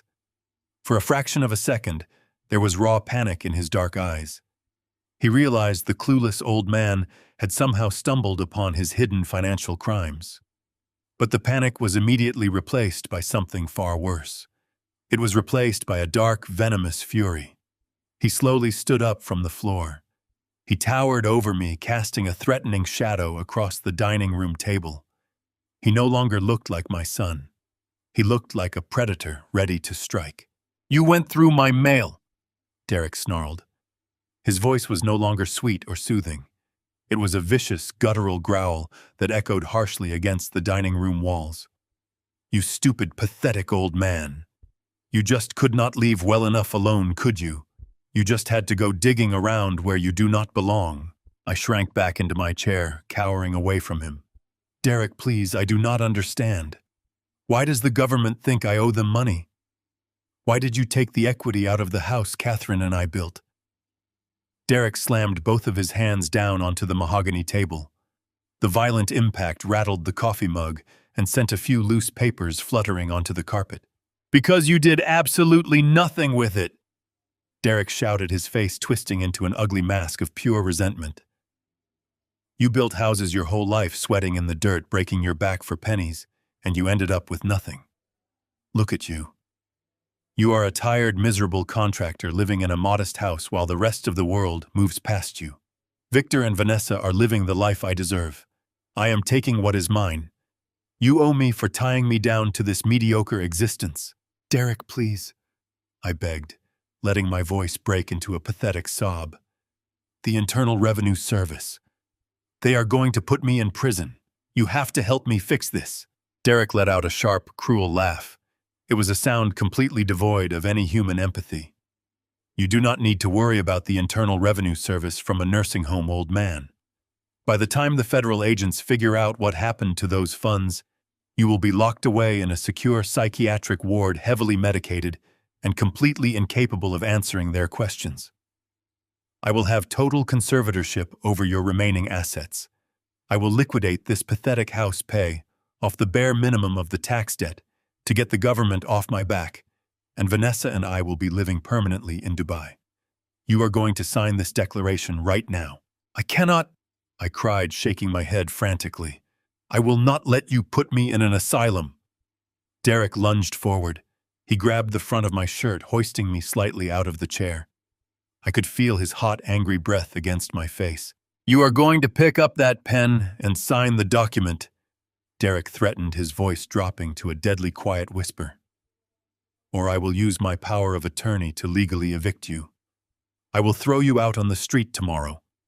You will have nothing, you will be nothing, and no one will ever believe the rambling stories of a senile old fool. Sign it.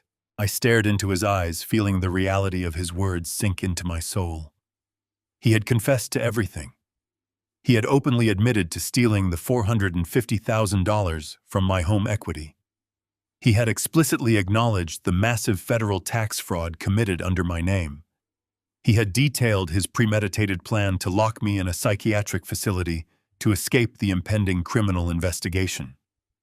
And he had threatened to render me homeless if I refused to comply with his malicious demands. Every single cruel threat, every single admission of severe financial fraud, and every vicious detail of his intricate conspiracy had just been captured. The micro-wire device securely taped beneath my collar was picking up every syllable in crystal-clear 4K audio. The transmitter was silently beaming his confession to the cloud server where Monica and Bennett were listening. The steel trap had successfully snapped shut. I did not stay in the house a single second longer than necessary. I kept my head bowed, playing the defeated, broken old man perfectly. I told Derek I needed to lie down in my own bed, that my chest hurt too much to look at the paperwork right then. He let out an exasperated sigh, snatching the pen from the table, but he let me go. He thought he had won. He believed I was too mentally fractured to understand the imminent threat, and that he could simply force me to sign the declaration the next morning. I walked out of the front door, leaning heavily on the wooden railing, until I reached my truck. As soon as I closed the heavy door, my posture straightened. I pulled the phone from my pocket and called Monica. She confirmed they had every single word securely archived. The recording was flawless. We had him. The next 48 hours were a blur of coordinated, ruthless precision. Monica and Bennett moved like apex predators in the corporate jungle. They filed the emergency injunctions under strict judicial seal.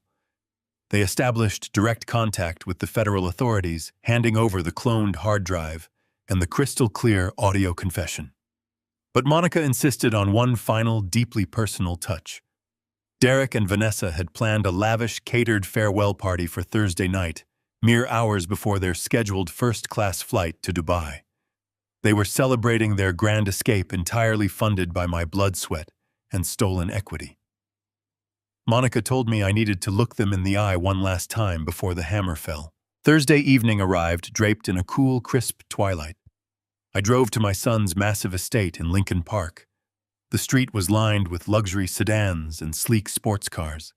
Valets in crisp white shirts were rushing back and forth parking vehicles for the wealthy guests Vanessa had invited to flaunt her fabricated success.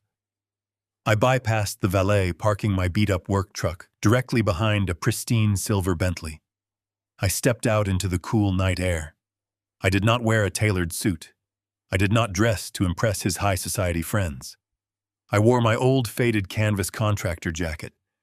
It was stained with decades of sawdust paint and hard labor. It was the jacket I wore when I built the foundation of the life Derek was currently destroying. I walked up the wide stone steps and pushed the heavy oak front door open. No one stopped me. The sheer volume of the party drowned out my quiet arrival. The massive foyer was overflowing with people holding crystal flutes of imported champagne.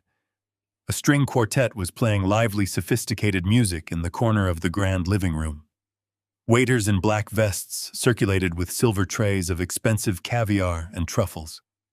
Every single detail, every exquisite flower arrangement, every drop of premium liquor was paid for by the massive federal tax fraud Derek had pinned directly to my name. I walked slowly into the center of the living room, my scuffed work boots sinking into the plush, immaculate white carpet. It did not take long for someone to notice the glaring anomaly in the room. A woman in a sparkling evening gown bumped into my shoulder, turned with an annoyed glare, and then froze. She stared at my dirty canvas jacket, her expression twisting into utter confusion. Slowly, like a ripple spreading across a still pond, the lively conversations began to die down. The wealthy guests noticed the sudden silence and turned to look at me. Within a full minute, the cheerful chatter evaporated completely. Even the string quartet noticed the shifting atmosphere and let their classical music falter to an awkward halt. The sudden heavy silence in the massive house was absolutely deafening. From across the large room near the towering marble fireplace, the crowd parted slightly. Vanessa stood there wearing a breathtakingly expensive emerald gown that clung to her perfectly sculpted figure. A dazzling diamond necklace, undoubtedly purchased with my stolen home equity, glittered brilliantly against her skin. When she saw me standing there in my dirty work clothes, her jaw actually dropped. Her face contorted into a tight mask of absolute unfiltered disgust. She looked at me as if a stray, diseased animal had just wandered into her pristine sanctuary. She immediately looked around frantically for Derek, but he was nowhere to be seen in the immediate crowd. Instead, Victor Harrington stepped forward. He held a heavy crystal glass of amber liquid in one hand, looking effortlessly arrogant in a tailored Italian tuxedo.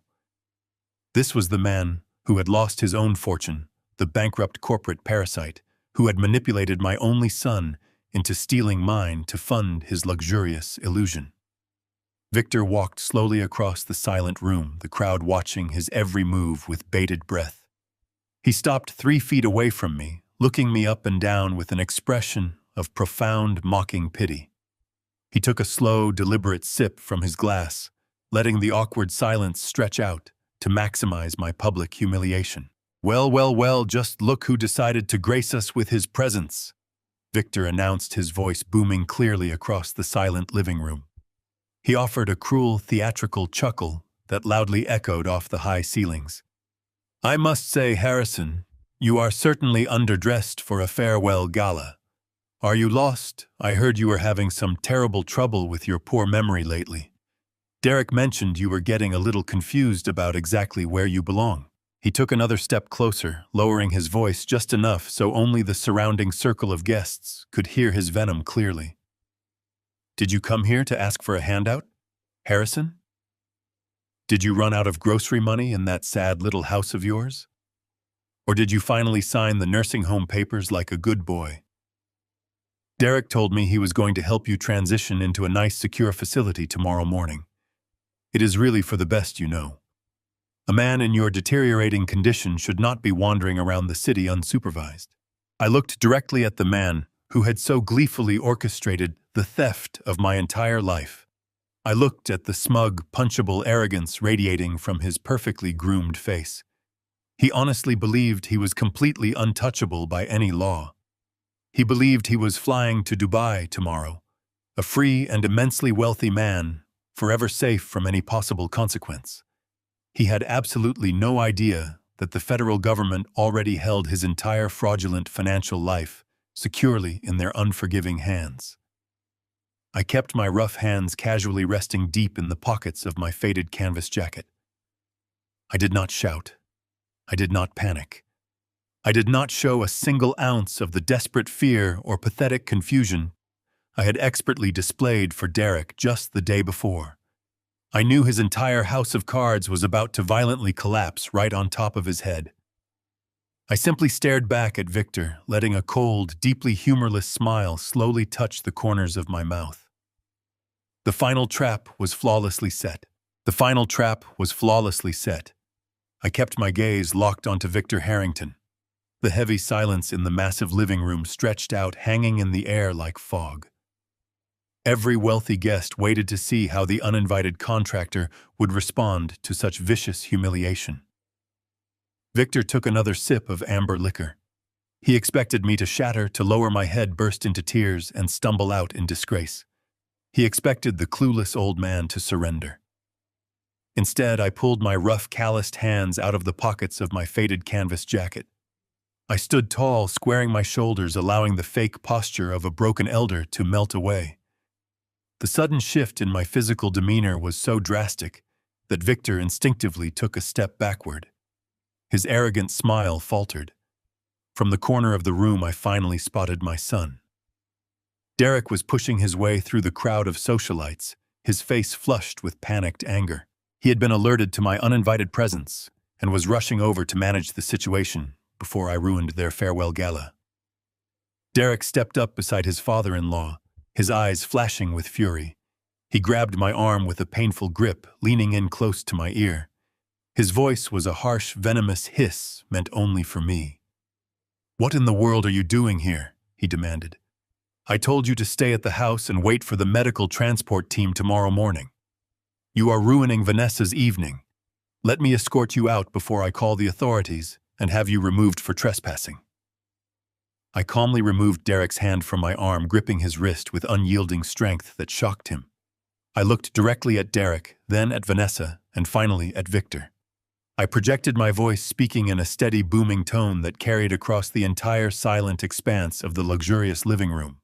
"I came to give you your Father's Day gift back." The strange statement hung in the cool air. The guests exchanged highly confused, nervous glances. Vanessa let out a dramatic scoff, shaking her head in disgust as she crossed her arms.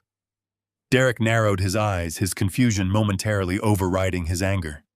He opened his mouth to issue another threat, but I did not give him the chance to speak. With my left hand, I reached into the pocket of my stained jacket and pulled out my cell phone. I had spent the last 2 days thoroughly studying the smart home integration system Derek had bragged about installing throughout the massive estate. He boasted that the custom audio network connected every single speaker to a centralized wireless server. What he did not realize was that my phone was still paired to that exact network from the weeks I spent helping them wire the property. I swiped my thumb across the glowing screen, navigating directly to the main audio application. I selected the master control option, instantly linking my device to the entire house. The connection chimed softly through the hidden ceiling speakers. Derek watched my swift, deliberate movements with growing apprehension. The narrative of my severe cognitive decline was rapidly falling apart right in front of his eyes. A man suffering from advanced dementia does not calmly operate complex home automation software. Dad, put the phone away. Derek ordered, his voice rising in volume, a genuine trace of panic finally bleeding into his tone. "What are you doing with that network? Turn it off immediately." I ignored his desperate command. I tapped the large triangular play button located in the absolute center of my phone screen. I had set the master volume output to its absolute maximum limit. For a brief, agonizing second, there was only the faint hiss of static broadcasting through the expensive surround sound system. Then the crystal-clear, high-definition audio filled every single corner of the sprawling mansion. The recording began exactly where the act had reached its boiling point in my dining room just 24 hours prior. The sound was deafening, bouncing off the marble floors and the high-vaulted ceilings. My own frail crying voice echoed, first begging for mercy. "Derek, please, I do not understand. Why does the government think I owe them money? Why did you take the equity out of the house Catherine and I built?" The entire crowd of elegant guests gasped collectively, a wave of sheer horrified shock rippling through the room. They turned their wide, staring eyes toward Derek. Then the undeniable, vicious voice of my son boomed through the pristine acoustic speakers, dripping with malicious contempt. "Because you did absolutely nothing with it. You built houses your whole life, sweating in the dirt, breaking your back for pennies, and you ended up with nothing. Look at you. You are a tired, miserable contractor living in a modest house while the rest of the world moves past you. Victor and Vanessa are living the life I deserve. I am taking what is mine. You owe me for tying me down to this mediocre existence." Vanessa stumbled backward, her hands flying up to cover her mouth in absolute horror. The color completely drained from her face, leaving her looking like a pale ghost against the dark mahogany walls. The perfectly crafted illusion of their legitimate, hard-earned success was shattering into a million jagged, irreparable pieces right in front of her most important social peers. The audio recording continued to play, relentless and devastating. My recorded voice whimpered loudly over the speakers. "Derek, please. The Internal Revenue Service. They are going to put me in prison. You have to help me fix this." Then came the ultimate fatal admission.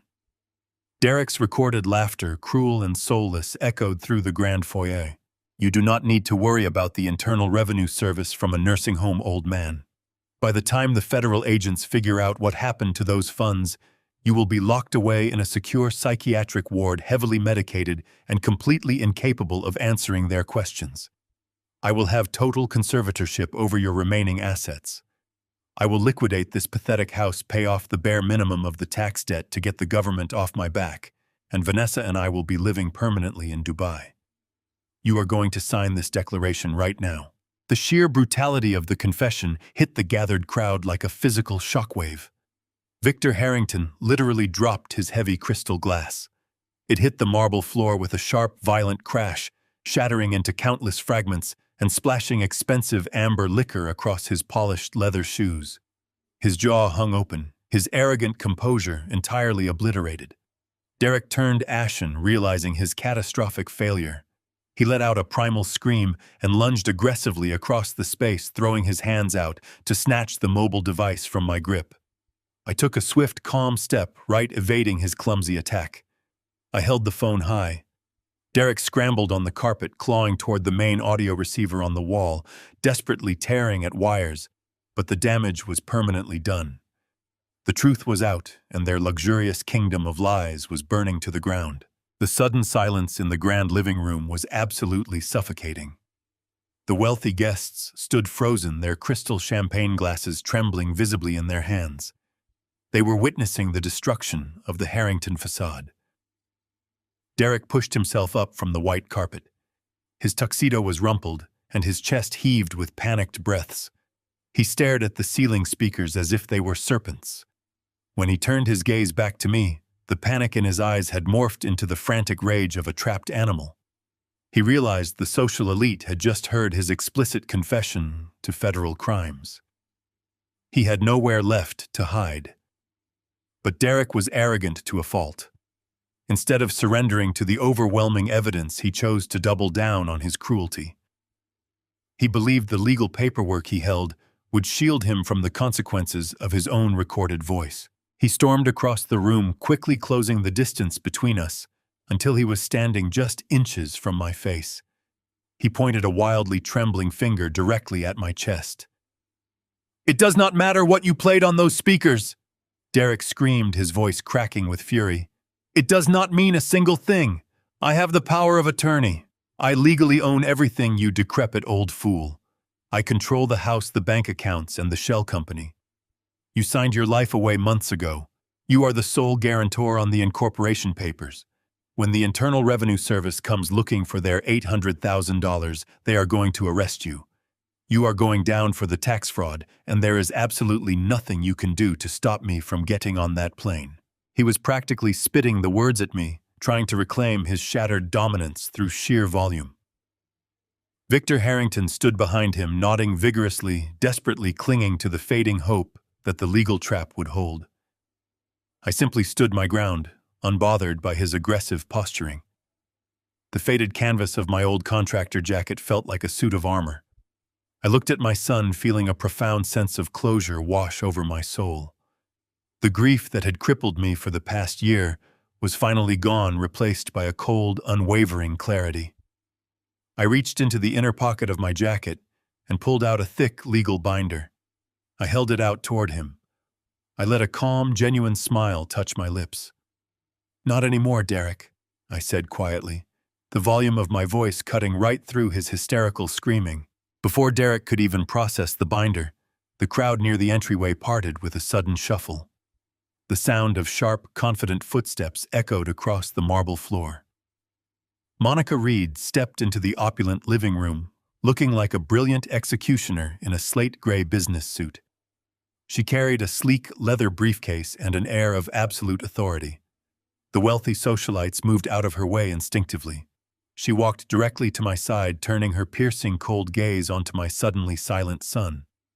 "Derek Caldwell," Monica announced, her voice ringing out with crisp, highly professional articulation. "My name is Monica Reed. I am the senior partner at Reed & Associates, and I am serving as your father's primary legal counsel. You might want to actually open that binder before you start packing your bags for Dubai." Derek stared at Monica, his jaw clenching as he slowly reached out and took the binder from my hand. He flipped it open. His eyes darted across the pages, scanning the dense legal text. "You are holding a formally notarized and court-approved revocation of the power of attorney," Monica explained smoothly, ensuring every single guest could hear the absolute finality of her words. "That document was filed and legally sealed exactly 3 weeks ago, long before you finalized your fraudulent corporate filings. Any transaction you conducted under that power of attorney after that specific date is entirely null and void. Furthermore, it constitutes a direct act of malicious wire fraud and identity theft." Derek began to shake his head, rapidly flipping through the pages, desperately searching for a loophole that did not exist. "But the shell company," Derek stammered, his arrogant facade completely crumbling into dust. "The incorporation papers have his signature. The tax liability belongs entirely to him." "That is where you are tragically mistaken," Monica corrected, with a ruthless, satisfied edge to her tone. "We did not just revoke the power of attorney. We took the liberty of preemptively contacting the Internal Revenue Service on your behalf. Specifically, we handed a complete decrypted clone of your private hard drive directly to the Criminal Investigation Division. They have every single drafted document, every hidden offshore routing number, and every digital footprint you foolishly left behind on your personal computer." Vanessa let out a sharp gasp, clutching her diamond necklace tightly against her chest, as if she were suffocating. Her magnificent emerald gown looked absurdly tragic. Victor Harrington dropped to his knees frantically, trying to gather the shattered pieces of his crystal glass, muttering incoherently to himself in shock. The realization of their doom settled heavily over the luxurious room. "The federal agents know you forged your father's signature to create Harrington Global Logistics," Monica continued, delivering the fatal blow. "They know you engineered the massive tax fraud to funnel stolen money to Victor. They also have the audio recording of your premeditated plot to falsely declare your father mentally incompetent. You do not own anything, Derek. The money you stole has been frozen by a federal judge. Your accounts are locked. Your passports have been flagged." Derek dropped the heavy legal binder. It hit the floor with a loud, echoing thud. He backed away from me, his eyes wide with terror. He looked toward the windows facing the front of the estate. Suddenly, a brilliant cascade of flashing red and blue lights illuminated the lawns. The harsh, strobing colors cut through the darkness, casting long, frantic shadows against the living room walls. The wailing sound of approaching sirens pierced the night, growing louder by the second. The guests gasped, stepping away from the windows, as multiple dark SUVs screeched to a halt right on the paved driveway, blocking any route of escape. Dozens of federal agents wearing dark tactical jackets swarmed the front steps. The heavy oak door was violently pushed open.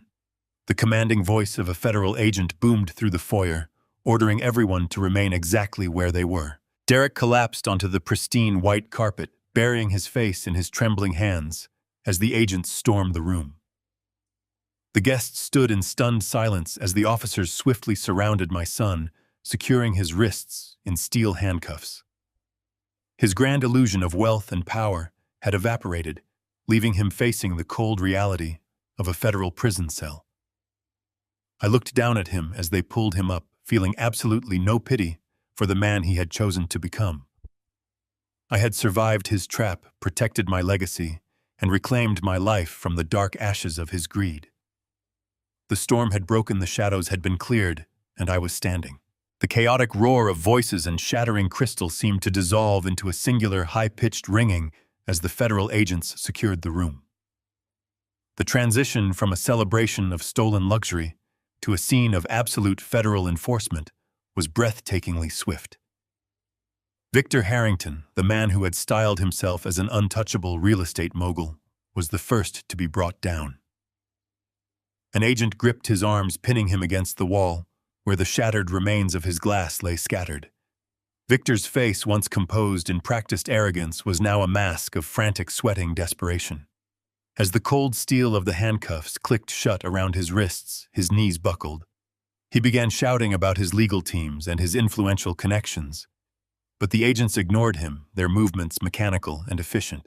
Vanessa stood frozen near the staircase, her eyes darting between the armed officers and the sight of her father being hauled toward the door.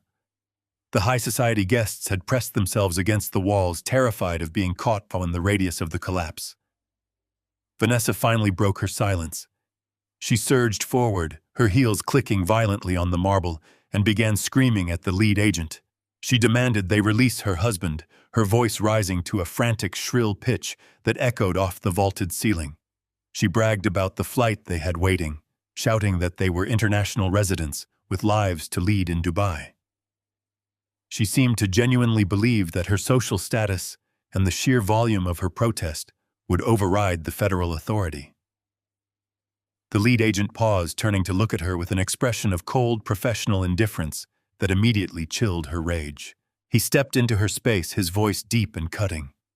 He informed her that their passports had been flagged for immediate seizure. He clarified that every single account Derek owned, from the personal savings to the shell company's operating capital, had been frozen by a federal court order hours earlier. Vanessa stopped mid-sentence. The reality of their total financial exile landed on her with crushing weight. Her expensive emerald dress, which had seemed like a symbol of triumph moments ago, now looked like nothing more than a costume for a funeral. She watched in horrified silence as Derek was shoved toward the center of the room.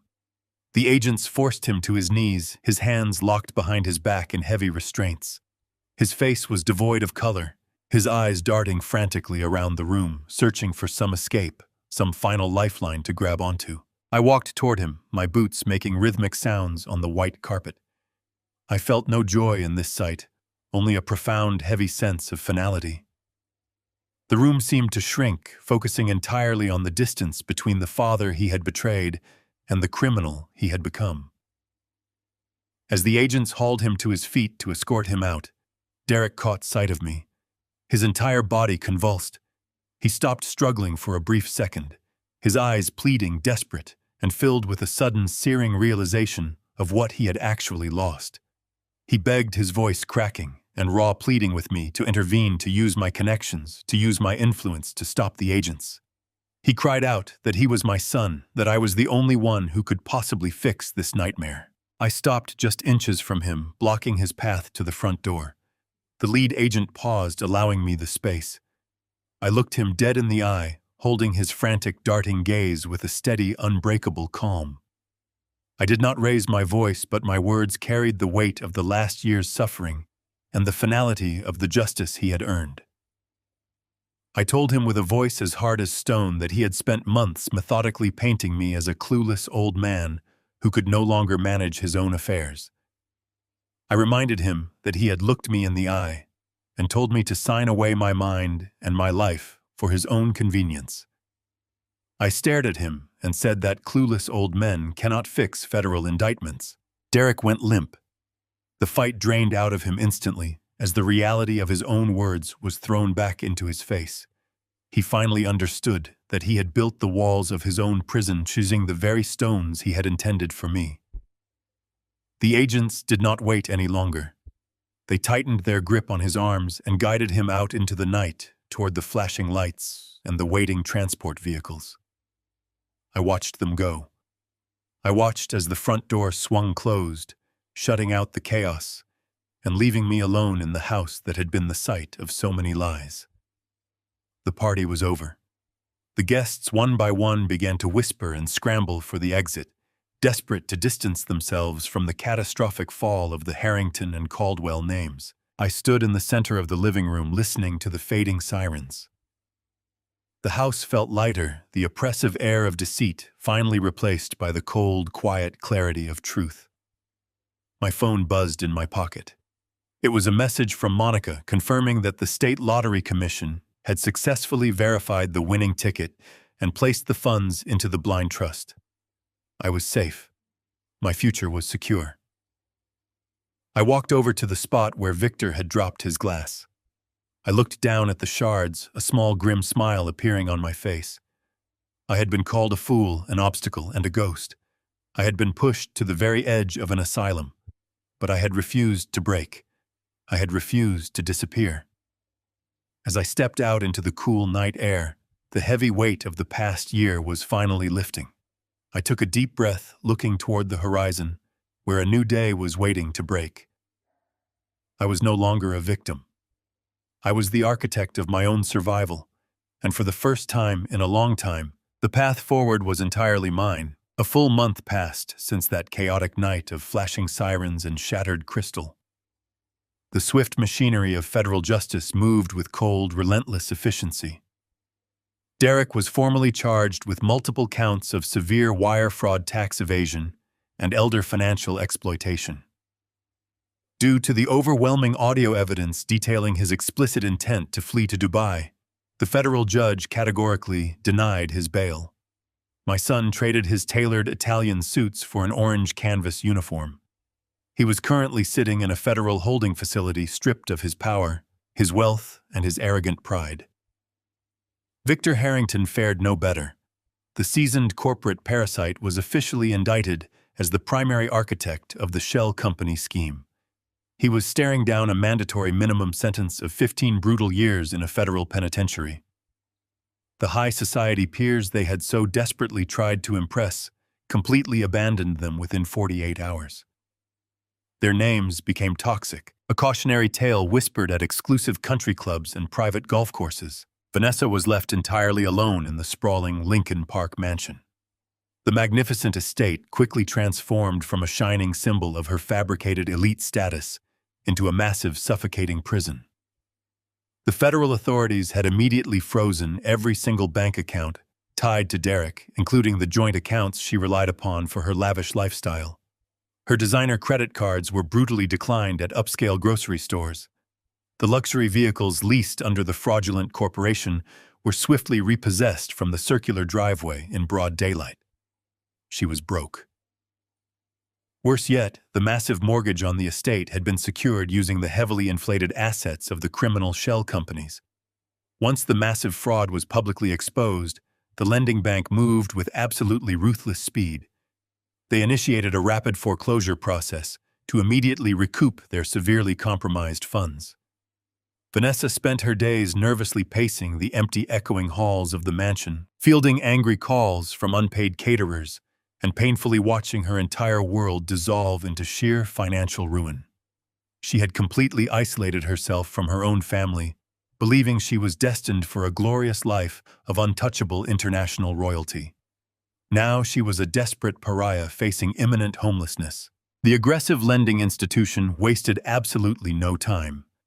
They organized an expedited closed-door auction to liquidate the valuable property and strictly clear the toxic debt from their corporate ledgers.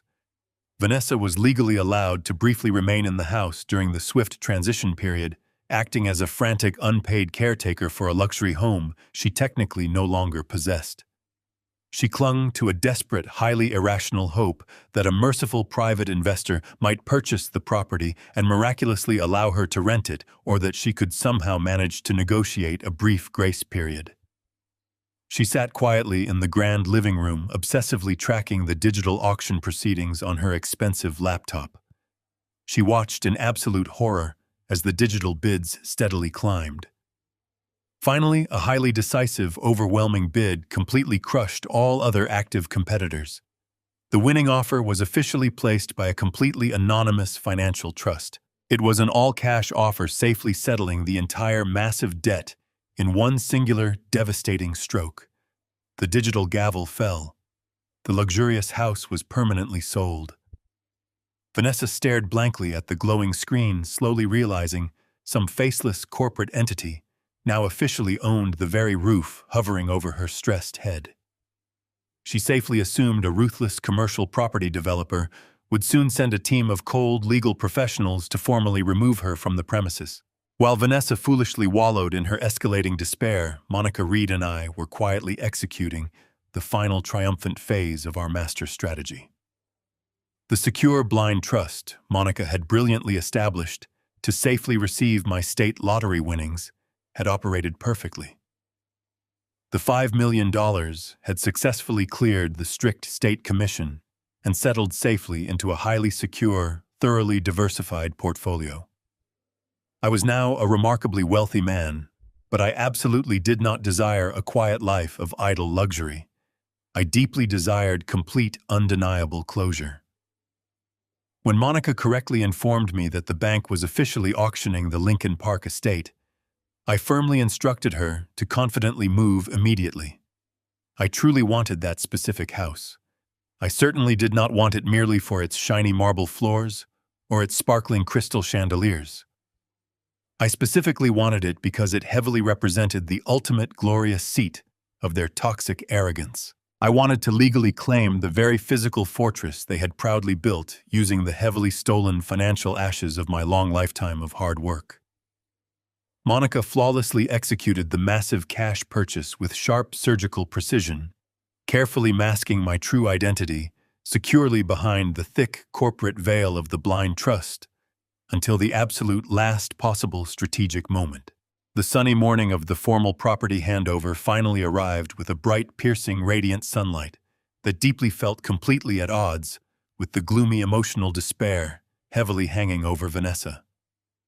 I quietly drove directly to the prominent Lincoln Park estate, but I certainly did not casually take my old, heavily beat-up, familiar work truck. I smoothly arrived in a sleek, highly understated dark black luxury sedan. I firmly stepped out directly onto the pristine concrete driveway. I was definitely no longer casually wearing the heavily stained, noticeably faded rough canvas contractor jacket that had previously sparked so much visible elite disgust at their lavish, ruined farewell party. I proudly wore a sharply tailored, incredibly dark, crisp, navy blue business suit. I deeply felt remarkably comfortable, incredibly powerful, and thoroughly permanently renewed.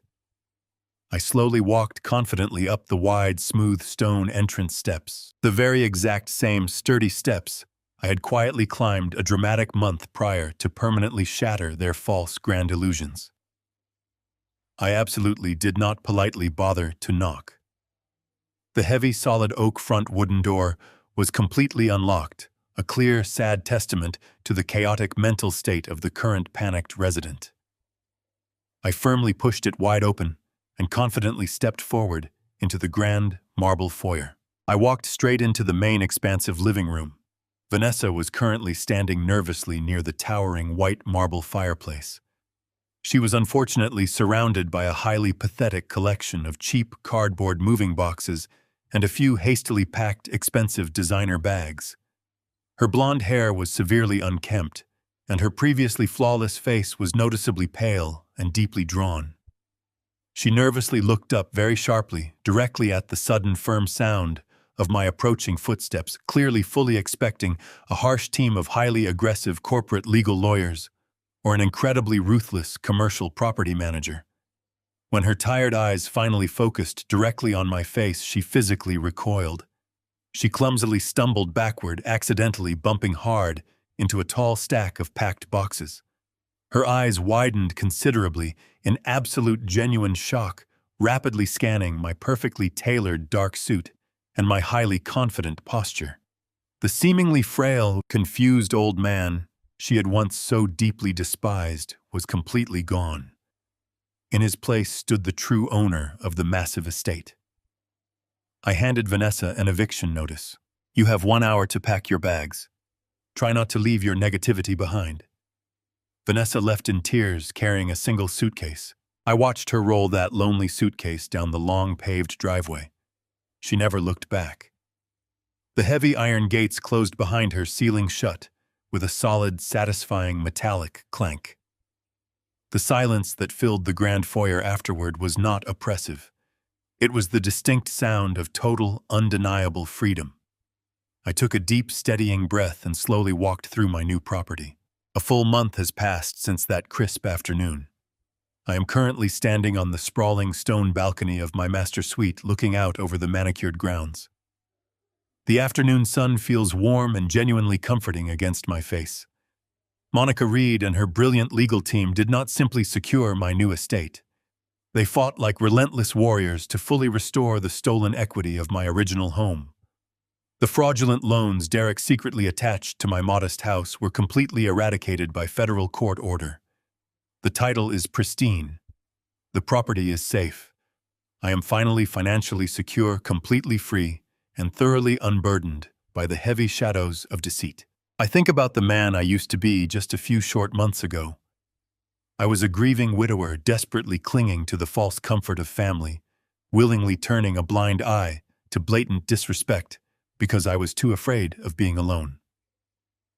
I let my own flesh and blood convince me that I was losing my mind. I let him persuade me that I was a useless artifact of a forgotten past. I had almost signed away my freedom to appease his boundless greed. But the cold reality of a federal holding cell has a unique way of adjusting a person's perspective. Derek is finally learning the harsh lesson he tried to force upon me. You cannot build a comfortable future on a foundation of cruel lies. The federal prosecutors have absolutely no interest in his tears, and neither do I. My compassion was exhausted the moment he threatened to lock me in an asylum. I walk back inside the suite and sit at my large mahogany desk. The smooth wood is cool to the touch. On the polished surface, my cell phone screen suddenly lights up.